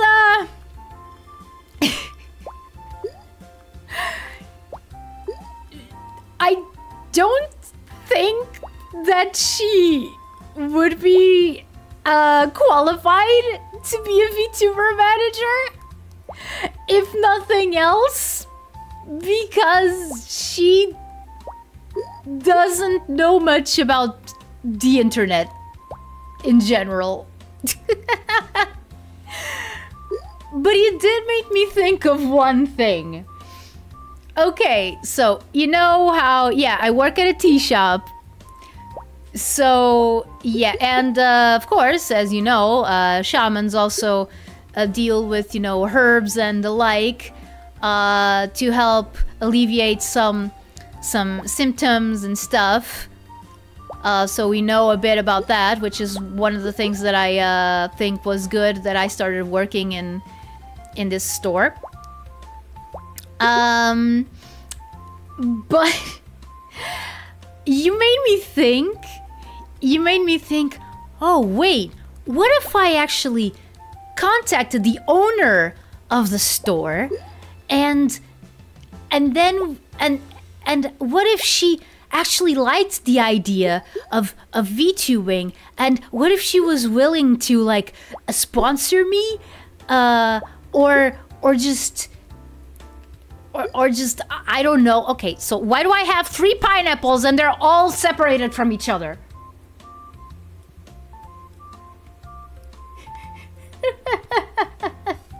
I'm imagining you collabing with a random Zemanel from a Portuguese Tasca. It would be a little bit like that, yes. Okay, it's nowhere near... Okay, Nando, I think that you are going to get this. And keep in mind, it's nowhere near this like, out there.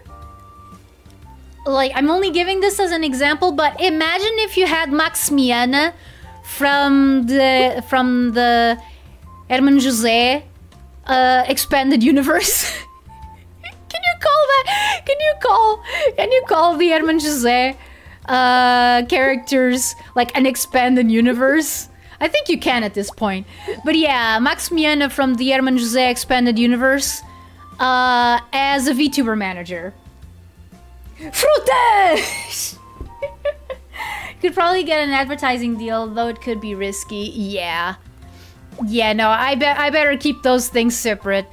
I mean, my coworkers do know that I do VTubing. They think it's really neat. They think it's really neat, and they've already asked me if I make some money off of this, and I'm like, yeah, I haven't made enough money yet to be paid by YouTube. But one day I'll get there. One day I'll get there. Herman José Multiverse, let's go! Yeah. Have you read the Monk and Robot book series? There's only 2. It's about a monk traveling to make tea and talking to the community. Chill read. No, I haven't. Oh, one thing that I did find at a bookstore the other day was this this book about Sonic. Well, not a book about Sonic, but it's a book for kids, and it has Sonic stories. Oh. Fuck. Frig. I don't think. I don't think I can survive this. Oh. Well, what do you know? Okay, I got the cantaloupe. Blue hedgehog, yes! Yeah, because I was looking for books. I was looking for books because, yeah, as I've said before, my therapist told me that it would probably be a good idea to start reading before going to bed, because reading is a much more, like, relaxing activity than, you know, watching videos on YouTube. So yeah, I went to a bookstore in the same mall that I work at, and yeah, there was that book, and I was like, huh, Sonic book, and it's in prose form. Gotta go fast. Learning to live in a world of anxiety with Sonic the Hedgehog. Yeah, no, unfortunately, it wasn't in the self-help category. It was in the kids category. Oh, okay. I don't think that there is... I don't think that I have much of a... I don't think that this is gonna go well. Yeah. Nope. Yeah, there you go. Oh, I did more than the last time. No blue light, so your brain sleeps better without beaming information directly into your brain. Yeah, exactly. Exactly. So I bought that. And... yeah, am I right? Yeah, like Tolkien didn't even bother to include Sonic. Like 40 years before he even existed. What the heck?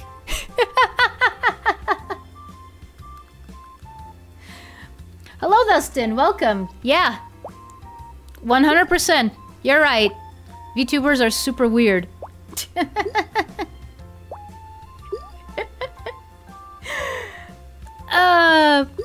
But yeah.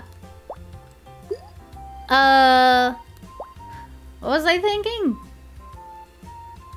Oh yeah, about the books that I bought. Okay, so one was that, the Sonic book, which, like, if you look at the title, it's like Tales of Terror and Treason. And I'm like, whoa, that's kind of dramatic, dude. What the heck? One thing I don't like about it is that it doesn't have who wrote the stories in it. Like, you know, it doesn't have credits. So I have to see if I can find them, just because I'm curious to know, like, okay, who actually wrote this? Proper credit where credit is due and all of that. Yeah, and the other book was a book about... like, I think that it has 2 volumes, and I think it's about dragons. It was also in the like, what's it called? Oh man, I can't remember. The word in Portuguese is infanto-juvenil.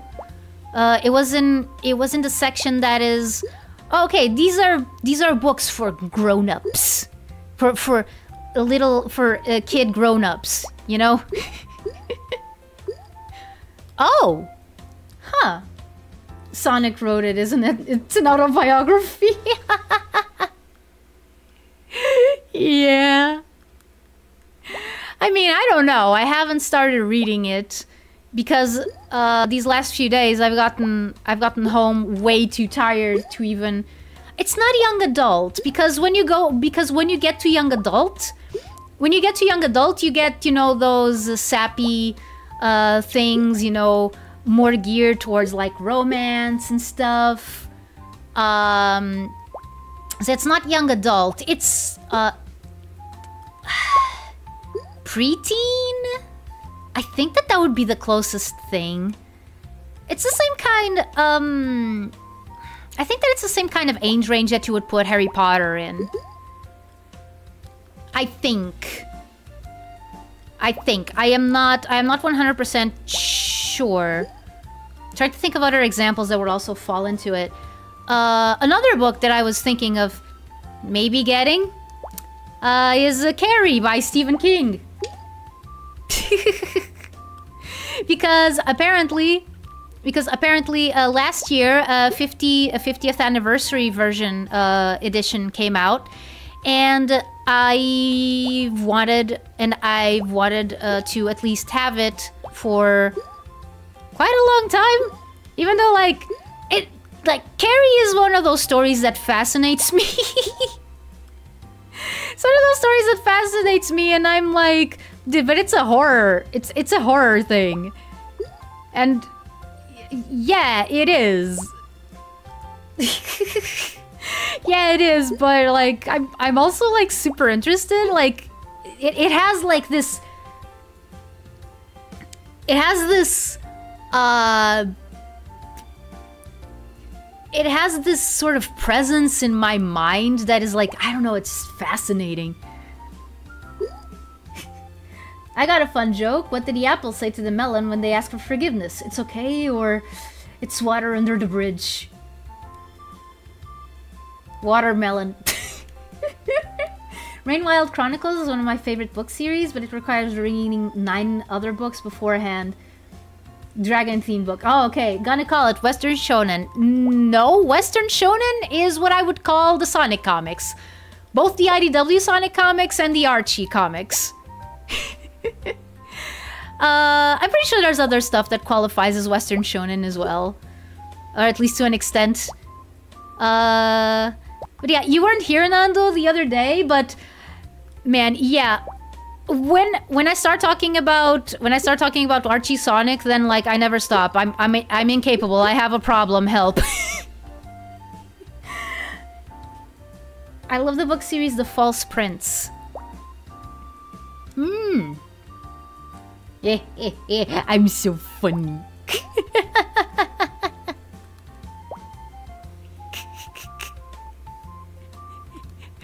Yes, sure.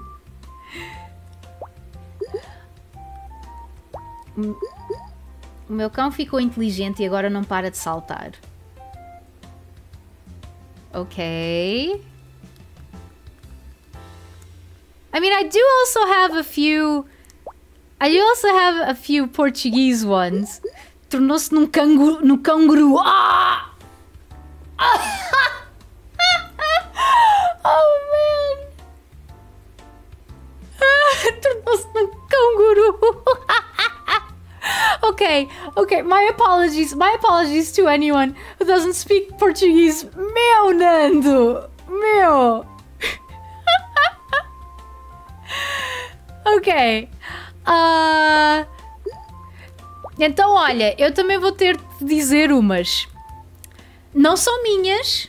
Não são minhas, outra vez. Vou dar a palavra em português não é crédito. Pronto, são de um rapaz que era meu amigo. Eu não sei se ele ainda é, tipo, ele desapareceu. Mas pronto, tenho saudades dele. Mas pronto. Então, o que é que chamas...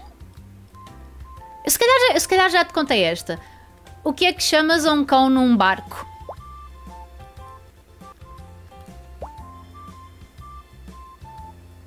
We make a great pair!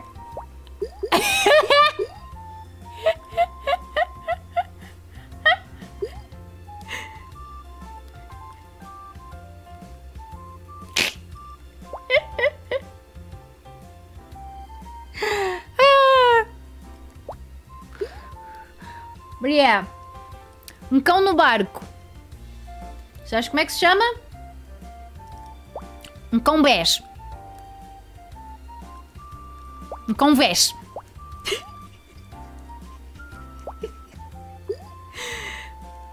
Outra, eu não posso estar a dizer muitas ao mesmo tempo, senão... Não posso dizer muitas ao mesmo tempo, senão depois não passa tempo suficiente para se apreciar.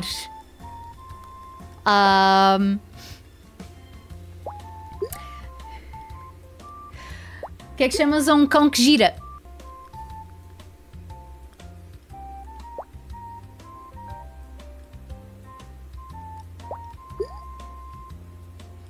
Pausa para o efeito. Um cão peão.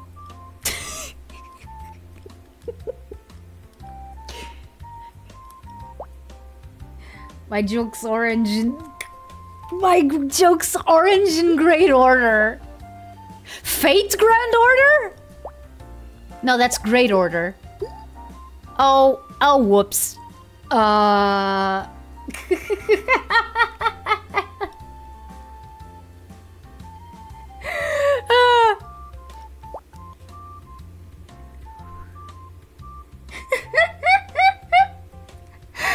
Okay. And lastly, como é que chamas a um cão que bate à porta? In the meantime, I'm also gonna get the other books, the book that I got, to see if it's any of the ones that you guys are talking about in chat.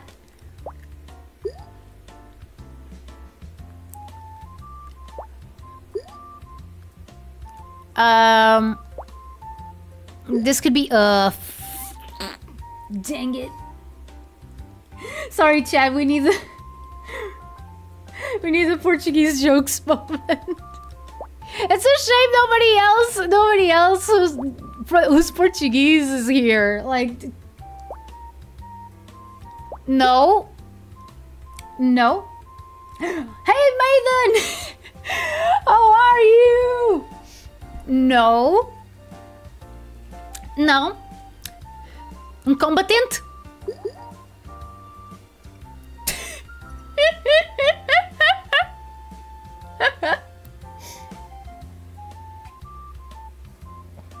Mas comporta também seria fixe. Sorry, chat. I'll go back to English.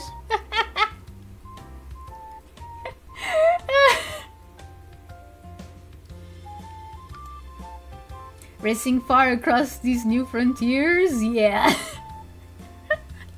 Bruh.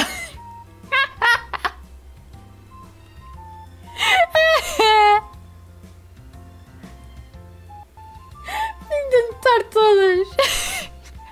I mean, the VOD will be up.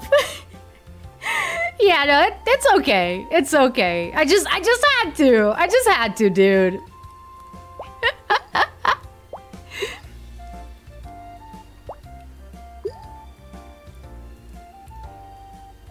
Okay, Neku, I read that, and the first thing that comes into my mind is, in my dreams I'm dying all the time. Which is yesterday's news. I've already done that. I've already done the whole Moby thing, the whole Moby porcelain thing.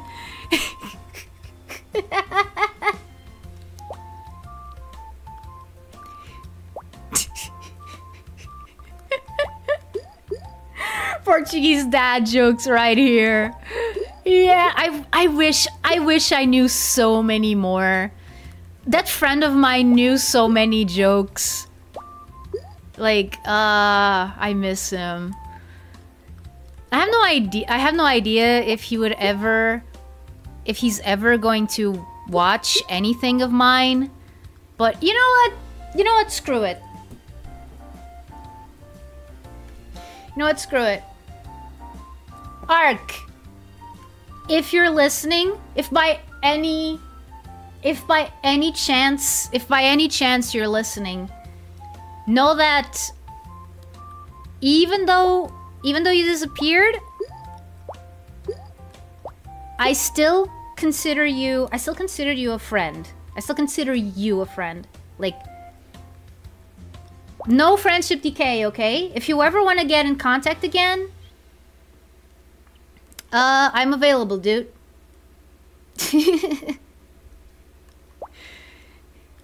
Because I genuinely think you were one of the funniest people that I knew. And I hope that you were able to deal with whatever is causing you trouble. Okay? Or at least that was causing you trouble back then. Because I can understand you wanting to, like, cut ties with everything and everyone that you would associate with, like, a past life. But I just want you to know, I hope you're doing okay. I hope you're doing okay, and I've never forgotten you. Okay?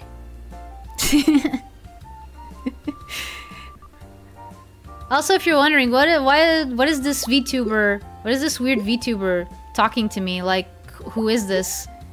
You know who this is.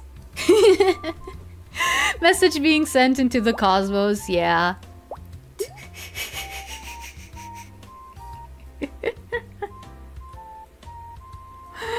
Yeah. It's very likely that he won't ever find this. Because, again, I'm pretty sure that he cut ties with everything that he considered. Like, I think that what he wanted was, like, a fresh start, and he didn't want anything or anyone distracting him from that. I mean, at least that's what I think, because I was never in bad terms with him. Like, if it was anything with our other friends, I don't know. I don't know anything about it.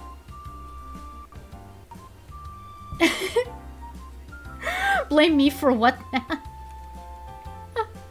Oh yeah, the porcelain song. Yeah, the Moby song. Oh, well, frick. I think we're nearing the end of this one, guys. I think we're gonna have to accept that we're not, that we're just maybe not good enough for the SUIKA. Oh, wow. And this story sounds super relatable to me. Yeah. I'm pretty sure it's something that happens, like, quite often. Why am I to blame? When the yap gets great, the gameplay is ruined. Sometimes Atari kicks in while I'm yapping. Then it's like I'm two different people. One is playing the game, and the other is, and the other is just talking. Omega confusion. Yay! I got. Oh, that was a high score. Okay, but I know I can do better. I know I can do better. I've seen people like kind of classify this as kind of a rage game. I mean, if you watch Battle playing this game, you would think that it's a rage game. And here I am just chilling. Sonic Superstars is more of a rage game for me. And I don't want it to be. I wanted to enjoy Sonic Superstars for what it is, but the last few times that I tried to play it, I got so angry. And then I feel bad because the game is not that bad. The only problem with Sonic Superstars, at least in my opinion, well, other than the fact that it kind of feels a little bit like Sonic 2, is indeed that it's like that it was 60 bucks at launch.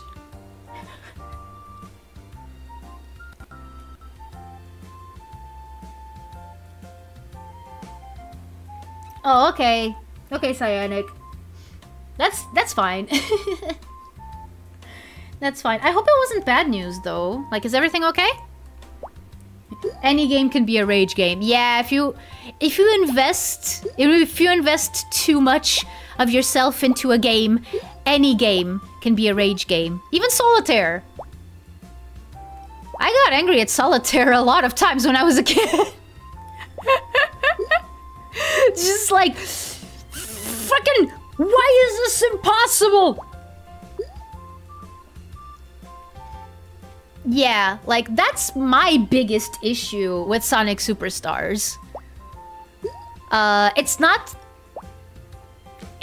you know, the fact that it's, like, a game that is, you know... I don't even know, like, I don't see Sonic Superstars doing anything particularly wrong, other than that general feeling that I get from Sonic 2 as well, which is, oh yeah, this is what we think fans are gonna like, instead of, this is what we think would be fun. Which is kind of what separates something like Sonic Superstars from Sonic Mania.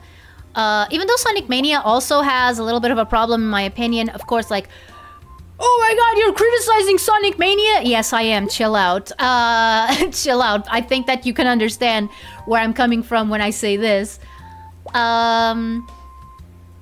The thing about Sonic Mania that I don't like is that it relies way too much on other levels, on previous games' levels. Like, and I understand the reason why. Like, it was made at a time where, you know, nostalgia was at an all-time high. People were still not tired of it. I mean, we just had, like, 3 years before that, we had Pokemon X and Y, which is a prime example of nostalgia gone haywire, and making a company make all the bad decisions, all the bad decisions for the sake of nostalgia. Like, you can see where they were coming from, but, you know, completely botched the execution, that sort of thing. Pokemon Sun and Moon was a lot better in terms of that, because I think that it managed to carve its own identity a little bit better than X and Y. But still, that's a conversation for another day. Okay, Nandu, thank you for being here. You're always welcome, dude. Mixed, though none's too bad. Okay, okay, good. Yeah, exactly. Me every time I get stuck in a boss fight that's supposed to be simple. And then you find out that the way that you're supposed to do the boss fight is a lot simpler than you thought it was, and then you feel dumb. Then you feel dumb for oh man. Sun and Moon would be peak if Black and White wasn't the best Pokemon. Here's the thing that I have with Black and White. Okay, no, not the thing that I have, because I don't have anything with Black and White because I haven't played it yet. The first time that I'm gonna play it is going to be in the Nuzlocke. My Pokemon Black and White Nuzlocke is going to be a blind Nuzlocke because I've never played it. It's the only game in the main series that I haven't played. So yeah. Oh yeah, PPA. I forgot. I should actually like post it, like, you know, show it to you guys, because yeah, it was made by Hiropon. He's a fan of Haka, and he ran into some health issues, and he asked for people to, like, he asked for some people to you know, help him fund his medical treatment, and I contributed a bit. And he drew that for me. Like, yeah, it was kind of like, you know, emergency commissions, kind of. But like, it was a pay what you want kind of deal. I think that for what I paid, I got something super good. I cannot miss that. I love Black and White, yeah. Oh yeah, classic story. You know, sometimes I wish I could have done that with my cousin's Pokemon Blue, so that I could give it to my brother, because to this day he's never played the first generation of Pokemon. He just watched me play it, which is the reason why, as far as he's concerned, yeah, Gold was his first game. Like, he's not even with, you know, the people who are like, oh yeah, Ruby and Sapphire, that was my first game. No, my brother's first game was Gold. Emergency comms, yeah, because he ran into a medical emergency, and it was expensive, so he tried turning to the people who knew him, you know, from his art and stuff, to get some extra money, to make sure that he could pay for it. So yeah. What is the Suika game lore? Let me think. A bunch of fruits get together and they're like, wouldn't it be cool if we just broke the rules of physics and just became all super light and merged into each other into one giant super fruit? And then they did. And an internet legend was born. Okay, Cyanic. But yeah, and I've already said this on stream, but the picture that I gave to Hiropon to work off of was of Goofy. Like, yeah, as for pose and expression, yeah, this. but make it a girly anime boy.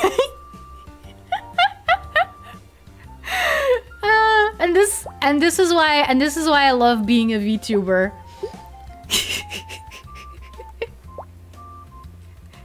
This is why I love being a VTuber, because I can be like, oh yeah, you see this pose that Goofy is in?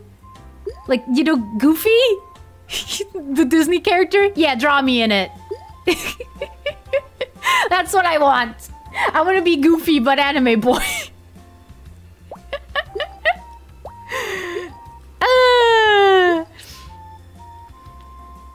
But yeah, it did take a while for him to get to the commissions, but yeah, I was super happy with mine. The only thing that I would have asked him to change, but I didn't want to be too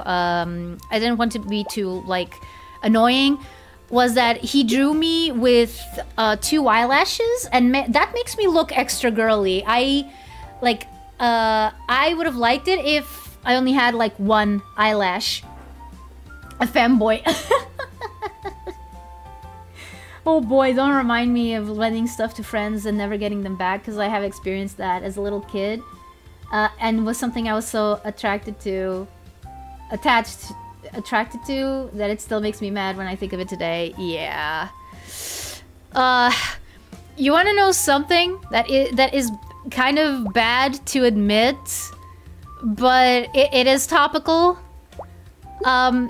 You know, yeah, the friends that borrowed stuff and never gave it back? I was that friend. I was the friend who borrowed the thing and forgot to give it back. Like, to this day, I think that I still have a copy of Return of Jafar. You know, the VHS tape. That, let's put it like this, my parents didn't pay for. My parents didn't pay for, and I, well... It just so happens that it was from a schoolmate of mine, whose mother was also a teacher. Like, my mother was a teacher at the school I went to, and her mother was also a teacher at the same school, and we were in the same class. So sometimes I did go to her house, and she was one of those people that I was like, man, these people, like, this is like just normal living. Like, because I did have a few classmates who had like rich parents, and then they had big houses with like pools and stuff. And this was one of those. This is one of those classmates because her dad was a doctor. So yeah, they had a huge house with a pool, and going there was always a treat. She also had a Mega Drive, which I think was one of the first times that I actually played. Well, actually, no, it was not. No, it was not. It was not the first time. It was not the first time that I played on a Mega Drive. But she did have one. She did have one. I didn't return Jafar. No. Nah, slay those lashes, gang. Hi, Alexa. Extra fanboy phones, yeah. It was you. No, I didn't return Jafar. I'm so sorry, Jafar. I meant to return you. Yeah. Yeah, no, I'm not gonna bother him with any of that. She did have a tape that changed my life forever, which was the Muppet Christmas Carol. There was a time there was in the theater, like in the theater club at school, and I kind of wanted to do a rendition of the Muppet Christmas Carol, like not the Christmas Carol, like the Muppet Christmas Carol.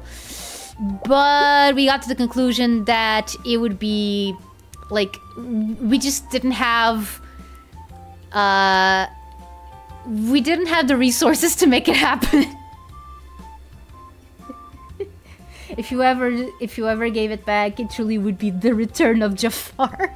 Yeah. Oh man, I don't know if my mom. I think that my mom is still in contact with her mom.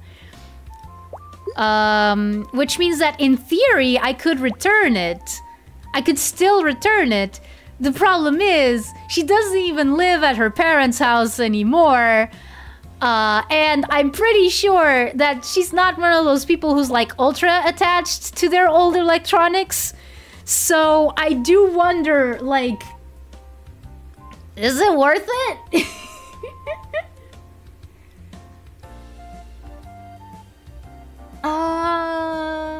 Make it a canon event. Well, put it in the book. Put it in the book. Oh man, that is one thing that I still struggle with. Okay, so I want to make Atlantis. Like, is it going to be like a kind of like Modern Life? Except everything is like Atlantis. Like, you know, like aesthetically and stuff, you know, kind of like Scooby-Doo Mystery Incorporated, which, you know, stylistically is still in the 70s, but the technology was current for the time. Or am I gonna just play it straight and yeah, no, it's an ancient civilization and stuff. Oh no! Well,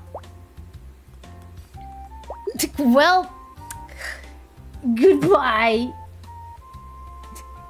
Return the slab or suffer my curse. Oh man! Dude! Oh. look at the little strawberry down there. Look at the little strawberry down there just spinning. Just spinning. Whee! You could return it. The real question is, do you want to? And we all know the answer. Yeah. Yeah, like if I did return it, it would be, you know, just to set my conscience straight.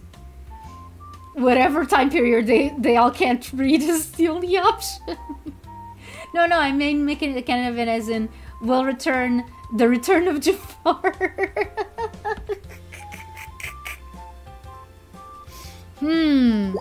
I mean, I could ask.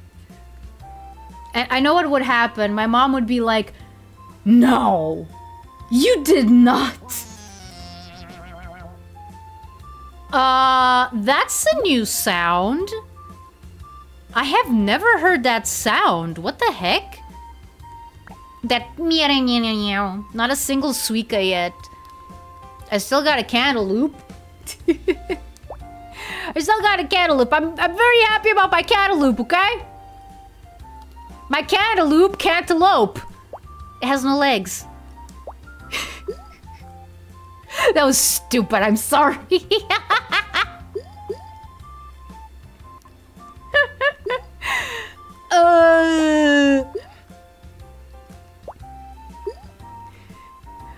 But yeah. What was I talking about before the... Oh, right! The 50 Shades of Grey by Gilbert Gottfried. No. No, I haven't. But I did watch Chuckles the Clown doing it. Which I think is just as good, if not even better. I mean, I know that Chuckles the Clown is nowhere near as mainstream as Gilbert Gottfried. Can I give pro tips? Sure. Sure, I'm just playing this like whatever, you know? I'm not too worried. I'm not too worried. I'm kind of just the cantaloupe. Damn, Sag, let my boy find happiness.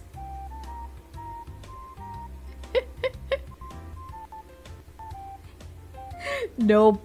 He can't. Happiness is for people with legs. I'm sorry, that was ableist of my part. Nah, Chuckles broke her back. Chuckles, my back is broken. You need to call Dr. Bozo immediately.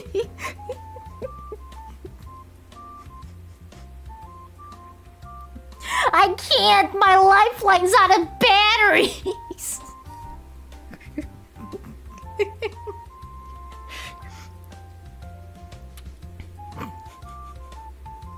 It's getting really hard to breathe, son. I'm really tired. Dr. Bozo, no! Oh, I forgot Dr. Bozo died 5 years ago.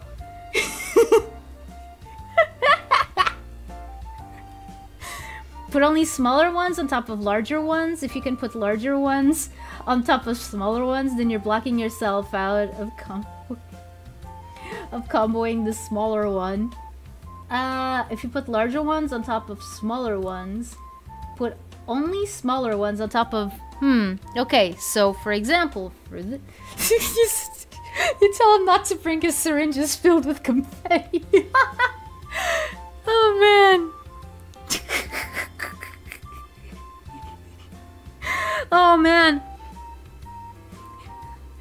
Hey Big Ned, I'm Bitsy. Hi Bitsy, I'm Big Ned.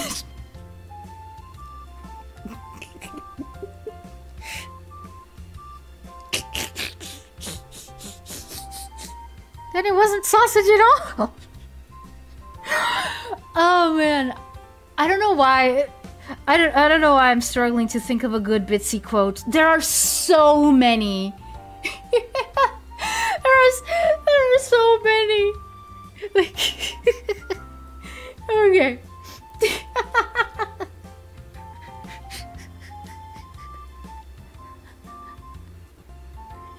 Oh man, Torvik. Torvik is great. I know Torvik keeps bringing up the bright light, and it has nothing to do with children's bones, but we definitely should follow the bright light. Somebody's running around here with a bloody schmeenus.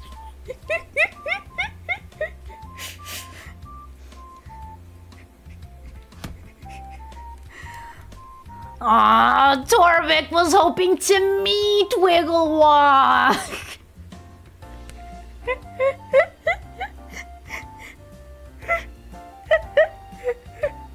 Oh, man.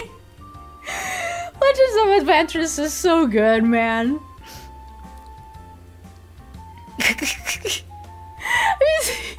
Oh, human bones. Yeah. Yes, exactly.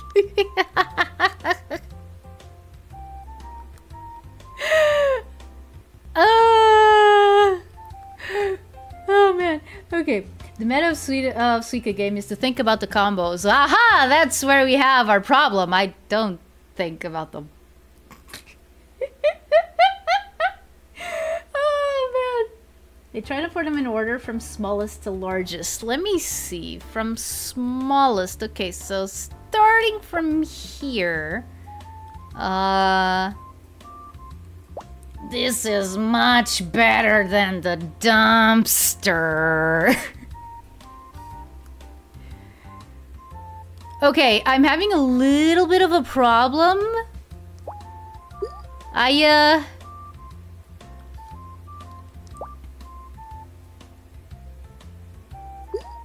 That was a combo. Did you see that?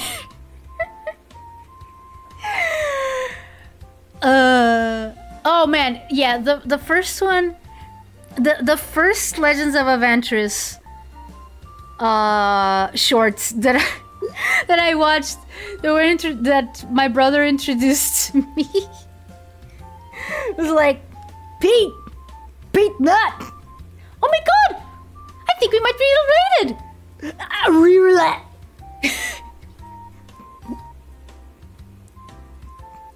Is Grandma Nut still around? She is, believe it or not. She's still kicking around. No one could ever kill Grandma Nut. These and this, the twins, they were... Oh yeah. I watched as Kremmy stubbed his toe on that ottoman. I reached out for my revolver.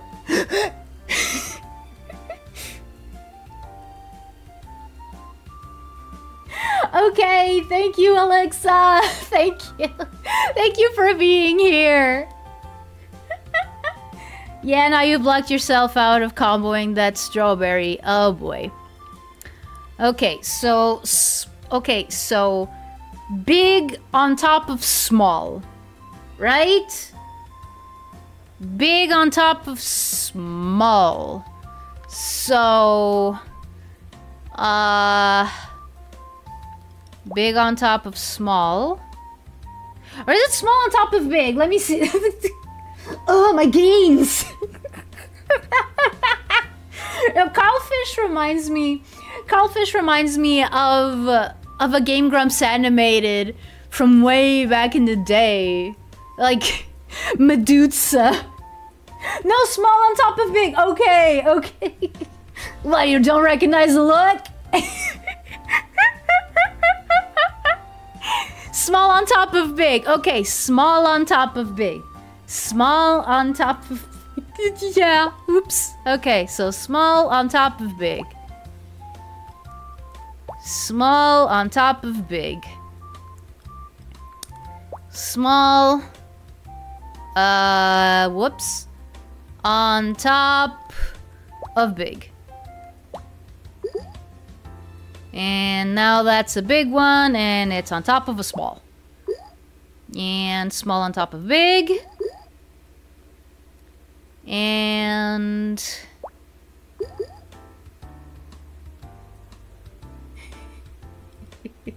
I'm Carl. That's also Carl.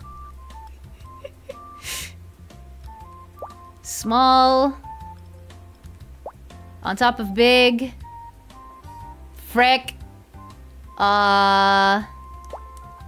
Small. Small. Small on top of big. Small on top of big. Small on top of big.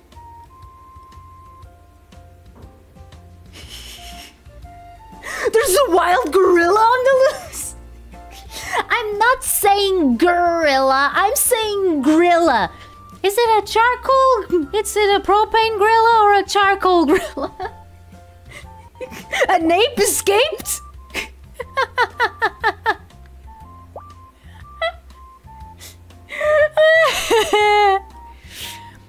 Okay, this is the biggest one, so... Okay. Big on top of small. No, small on top of big. Small on top of big. Small on top of big. Small on top of same one. Small. Small on top of big. Well, frick. Small on top of big. Equal on top of equal. Small on top of big. Equal on top of equal. Small on top of big. Small on top of big. Small on top of big. Oh, frick! Small on top of big. Okay, I'm starting to see why people say that this is a rage game.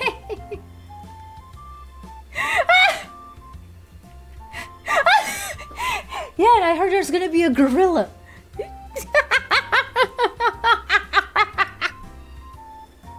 I just came back, have you on another screen, and all I hear is small on top of big. Okay, Nandu, basically what's happening right now is I'm learning some leet strats from Mado, all the while quoting Legends of Avantris.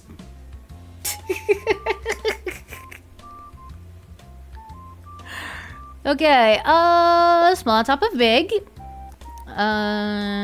Small on top of big. Yeah, do small on top of big. Small on top of big. There we go. Whee!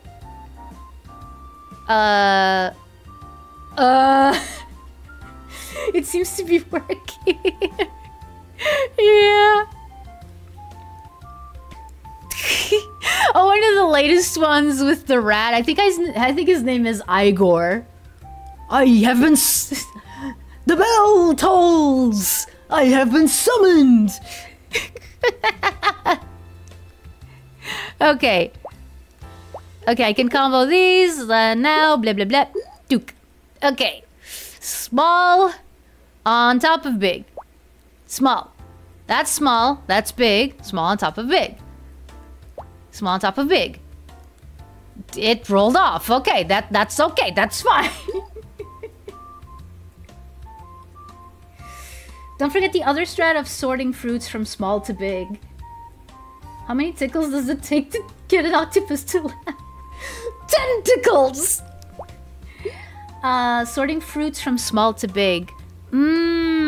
Okay, so basically I just pile all the small fruits on one side and the big fruits on the other side? Is that what you're saying? Okay, so that's small, that goes there. That's kind of big, that goes here. That's small, that goes here. Small on top of big. This is small on top of big. This is whoa. To prevent to prevent stuff rolling, make them hug the wall. Like that? I'm gonna guess not. Okay. Okay, there was no way that was gonna stay there. Don't let this octopus be a squid napper. Okay. Okay. Small on top of big. Small on top of big-ish. Okay, small goes here, small goes here, small goes here, this goes here because, yeah, okay, let's see, I've actually thought, I don't know, like, are the Tales of Adventures plushies still available? Well, yes, but no. Well, yes, but actually no. Okay, Kono. Okay, Kono, it was nice having you. I think I'm gonna go until like either 10:30 or 11 p.m. It was great having you here, dude.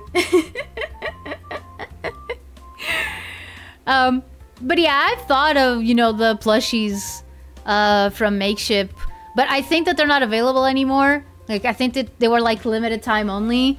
I do think that Chuckles is getting a U2s though, which is insane. Like, do you want a crossover between Legends of Adventress, Doki Bird, and Hatsune Miku dressed up as Garfield? Because if that is your dream, you can do it. You can do it. No problems. Okay, big, small, big-ish, smallest.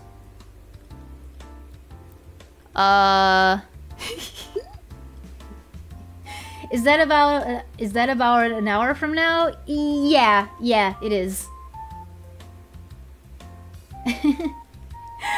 Okay, Maido, bye. Small on top of big, yes, thank you. Every time I turn off vibrate for 10 seconds, it turns into a more unhinged quote. Yes, Miku did a collab with Garfield. It's coming out as a U2s. Didn't you know? I think that they should go even further. I think they should go even further with that. Oh, frick. Oh! Huh. Okay, small on top of big. Equal on equal. Small on top of big. Small on top of big. Small on top of big. Small on top of big. And I don't know if that's working. Small on top of big. Small on top of big. Equal on top of equal, and I messed up. Okay. But still, I can still do small on top of big. And equal on equal. And you might say even further beyond. I tried to do that one time on Discord, and it muted. Oh, actually, Nandu, this actually, Nandu Maiden, this actually is gonna be familiar to you. I was demonstrating the screams, or better yet, the singing that they do in the Portuguese version of Dragon Ball. Of Dragon Ball Z.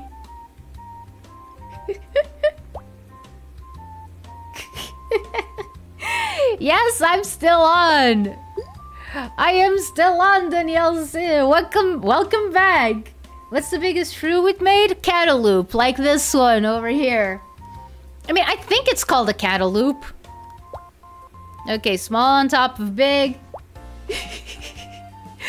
Yeah, so like...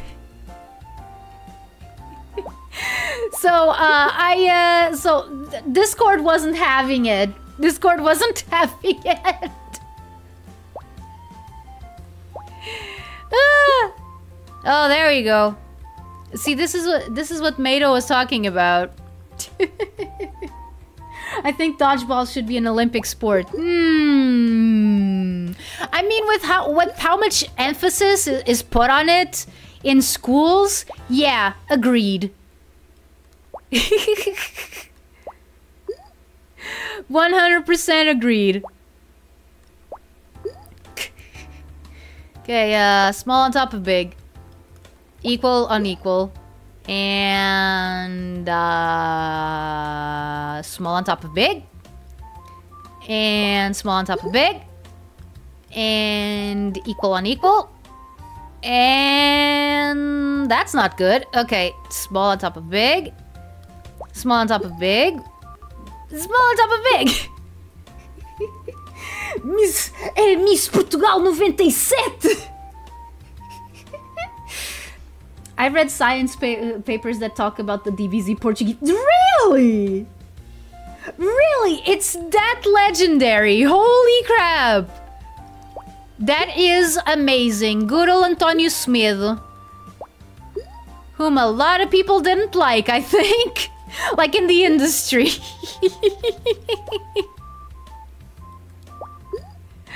Then again, there were a few people in the industry back then that were notably hard to deal with. I think that he was one of them. Okay, small on... Oops. Small on big. Oh no. Oh no, I'm losing my mojo! Frack! Small on top of big. Equal and unequal. Small on top of big. Small on top of... Ah! Dang it. Yes, I'm gonna search for them. Dude. Small on top of big. I mean, that's pretty big, so... Equal, unequal. Small on top of big. Small... I'm gonna try to put all the small ones over here. Small on top of big, small on top of big. This is also small. Small on top of big. Small on top of big. Small on top of big. Huh. You know, it is working. Hi, Mr. Top Hat. How are you? It's been a while. Yeah. It's going pretty good, I'd say. Oh, fuck. Immediately fumble. Yeah, sure.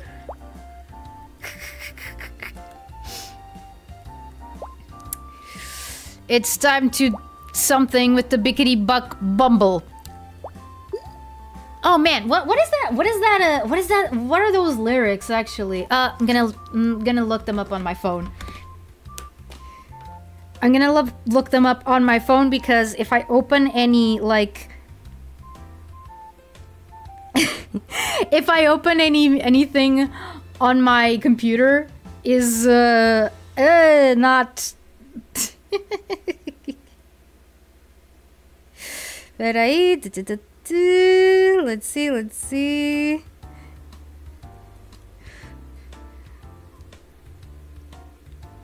I really want to do this bit right. Let's get ready to rumble.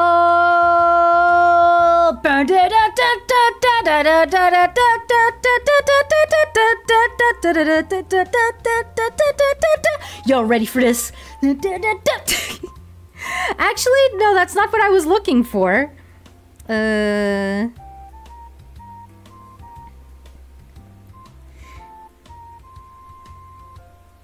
Let me see. No, it's something different. It's something different. Right about now, it's time to rock with the biggity buck bumble. Right about now, it's time to rock with the biggity buck bumble. Bump to the bump to the bump to the bass. Bump to the bump to the bumble. Bump to the bump to the bump to the bass. Bump to the boom to the bumble.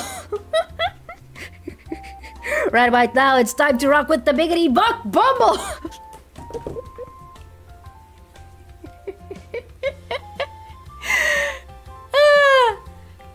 Okay, small goes there. This goes in big. This one also goes in big. And I see trouble. I see trouble in the horizon.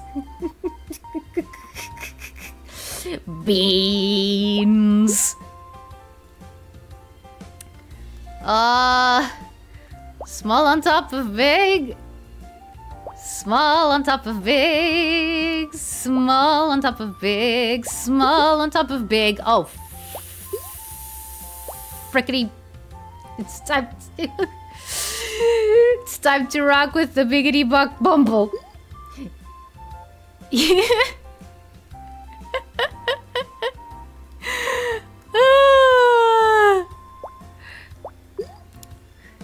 By the way, if you haven't watched Terminal Montage's animation of, well, I would call it an artistic rendition of Buck Bumble. If you haven't watched it, you're missing out. Okay, big on, no, small on big, small on big, small on big, small on big.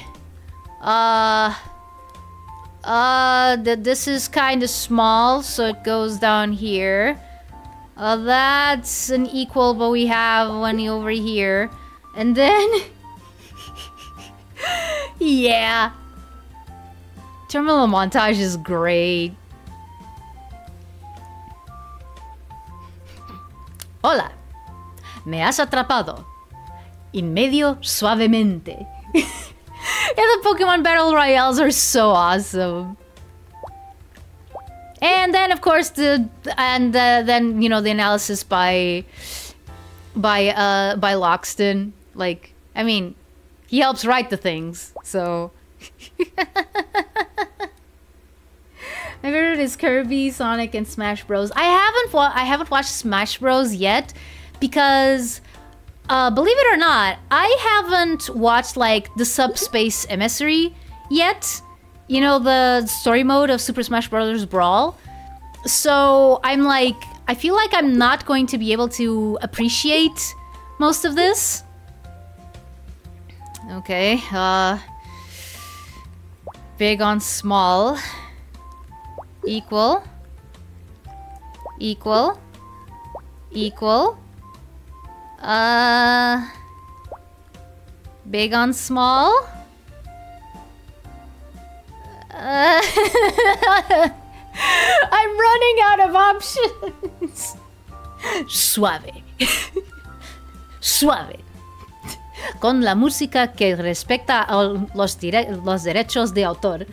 I love that Suave Ganondorf is Castilian Spanish. Like he speaks European Spanish. That is clearly European Spanish. Latin American Spanish does not sound like that. Like Latin American Spanish would never say like just suave. They would say suave. They would actually say the S.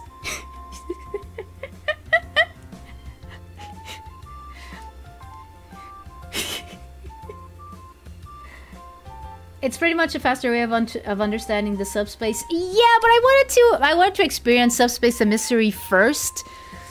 Of course, for that I would still need to get a Wii and the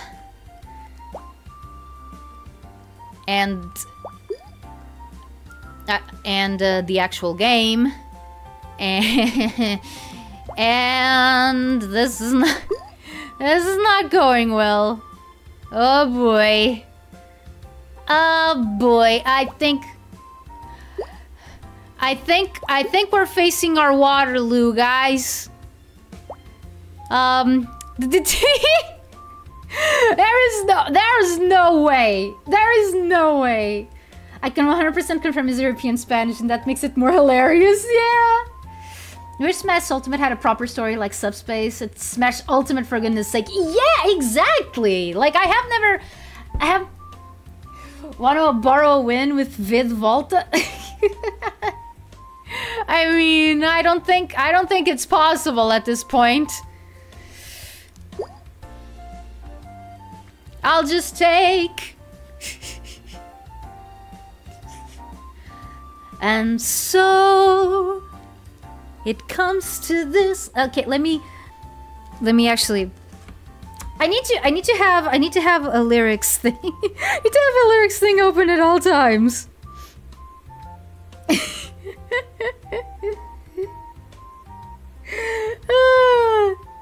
Okay. GG. Yeah, no, I did get a high score. Okay. I did. Wait, no! No, not Big Bang Theory. What the frick? Okay, I did it my way. Lyrics.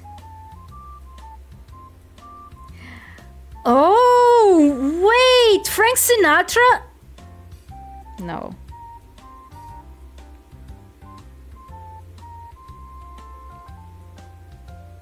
Wait.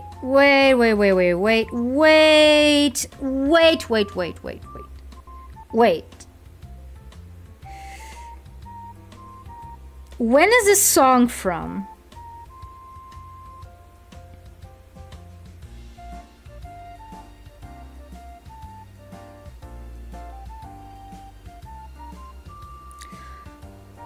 Oh, it was a cover of a French song. Okay. Okay, Nando. Why not watch Subspace on YouTube? I kind of wanted to play through it, but I mean, with how things are going, it's gonna be a while before I can get a Wii. Yeah.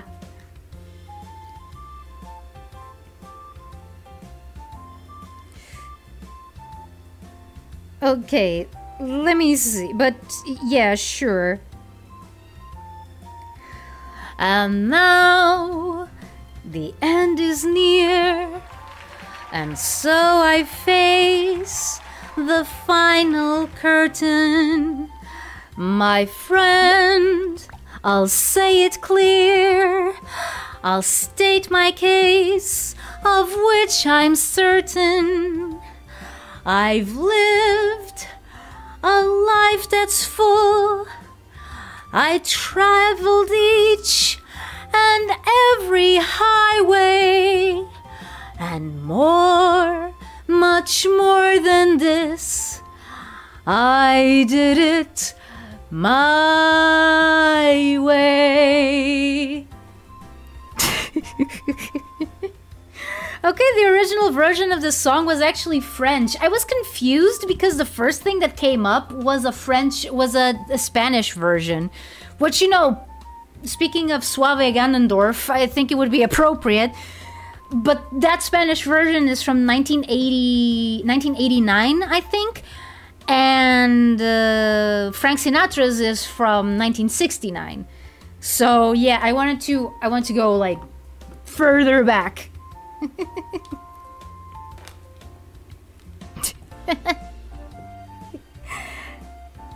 I guess you're right, although the story tries to be substantial, it could have been better. Yeah. Okay, so let's pile the things. Okay, small, small, small. This is big, so it goes here. So this goes here, and this goes here, and this goes here.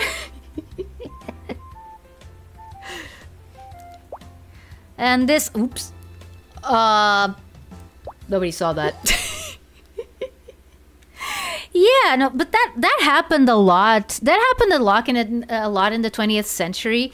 Like, there's a lot of songs that are just covers, and we just don't know because back then that info just wasn't circulated. Like, there is a song that I wish I could find like a karaoke version of, because I would love to sing it. Like, sing it properly, like even make a cover. Probably, which is, oh man, this is so silly. This is so silly. Okay, so the reason why I know of this song, the reason why I know of this song is because of the Asterix movie. And I kid you not, like the Asterix movie, I mean the live action one from 1999. And I kid you not, this song is in the soundtrack because it's supposed to be sung from the perspective of Obelix towards Falbala, who is, you know, the girl that he likes, but, you know, it's funny because he's, you know, a big fat guy, and she's, you know, the mural little lady and stuff. Super Microwave Brothers. Yeah. And I can't find a karaoke version of this, which is sad. But yeah, I'm just gonna sing a little bit. I'm just gonna sing a little bit of it so you can get an idea of what it's like. And keep in mind, this isn't an Asterix album. Like, quand elle passe, elle efface comme un éclat. Devant le ciel, c'est elle que l'on voit. Elle est sirène qu'elle ne mérite qu'un roi. Je ne suis... Oh, dang it. Oh man, it's been a while since I listened to it. Dang it.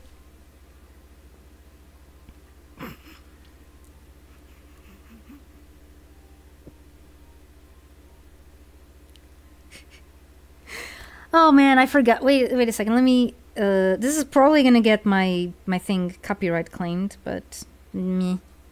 But you know what? I don't care. Elle ne me voit pas. Quand elle danse, tu danses, serrant ses bras. Près d'elle, tout s'éclaire un peu. Damn it! Fuck. My French is terrible.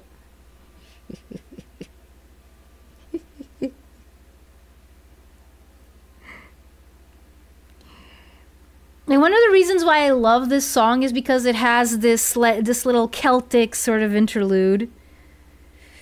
Really? Like, isn't there a video?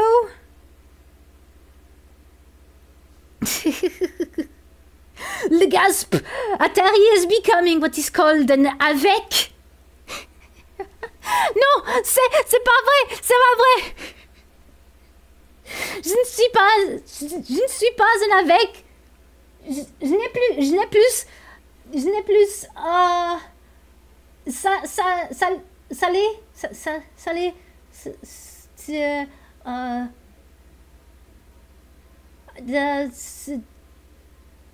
I've never even left the country. Yeah. Let me see.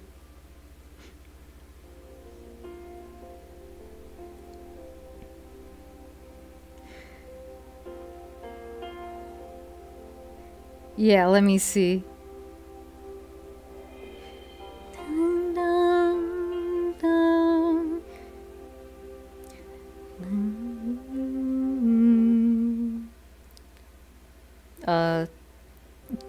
Thank you.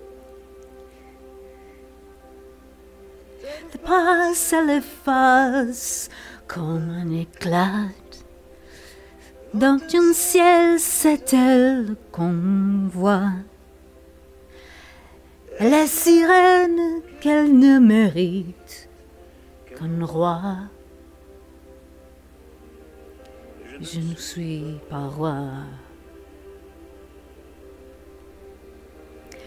Elle ne me voit pas. Gotta train those lows. Elle danse, tu danses, serrant ses bras. Près d'elle tout s'éclaire un peu. Pourquoi? Elle a cette grâce que les autres n'ont pas. Ce que je n'ai pas. Elle ne me voit pas. Moi j'approche plus, me sens maladroit. Plus je teste mon corps et ma voix. Il est de frontières qu'on passe malgré mille soldats. Mais les nôtres, on ne franchit pas. Okay, I'm gonna stop. I need to listen to the song again because I am doing a great job butchering it. So yeah. Yes, I have. Yes, I have. Featuring Rita Blanco in one of her most iconic roles. Exasperated mother. You know it's true! You know it's true!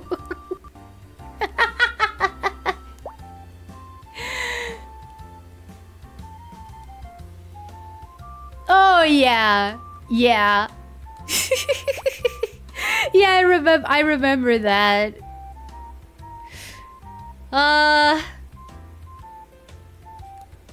Small on big. Small on big. Aha! Equal on equal. Small on big. And equal on equal. Thanks, Barty. It means a lot. But yeah, I would love to cover this song. There's a couple of French songs that I would love to cover. I am not like a big fan of French music. I'm not a big fan of French music. Like, I don't know a lot about it, but there are a few songs that I know I like that are in French. Like, one is from Micah, you know, the guy from that song called Grace Kelly.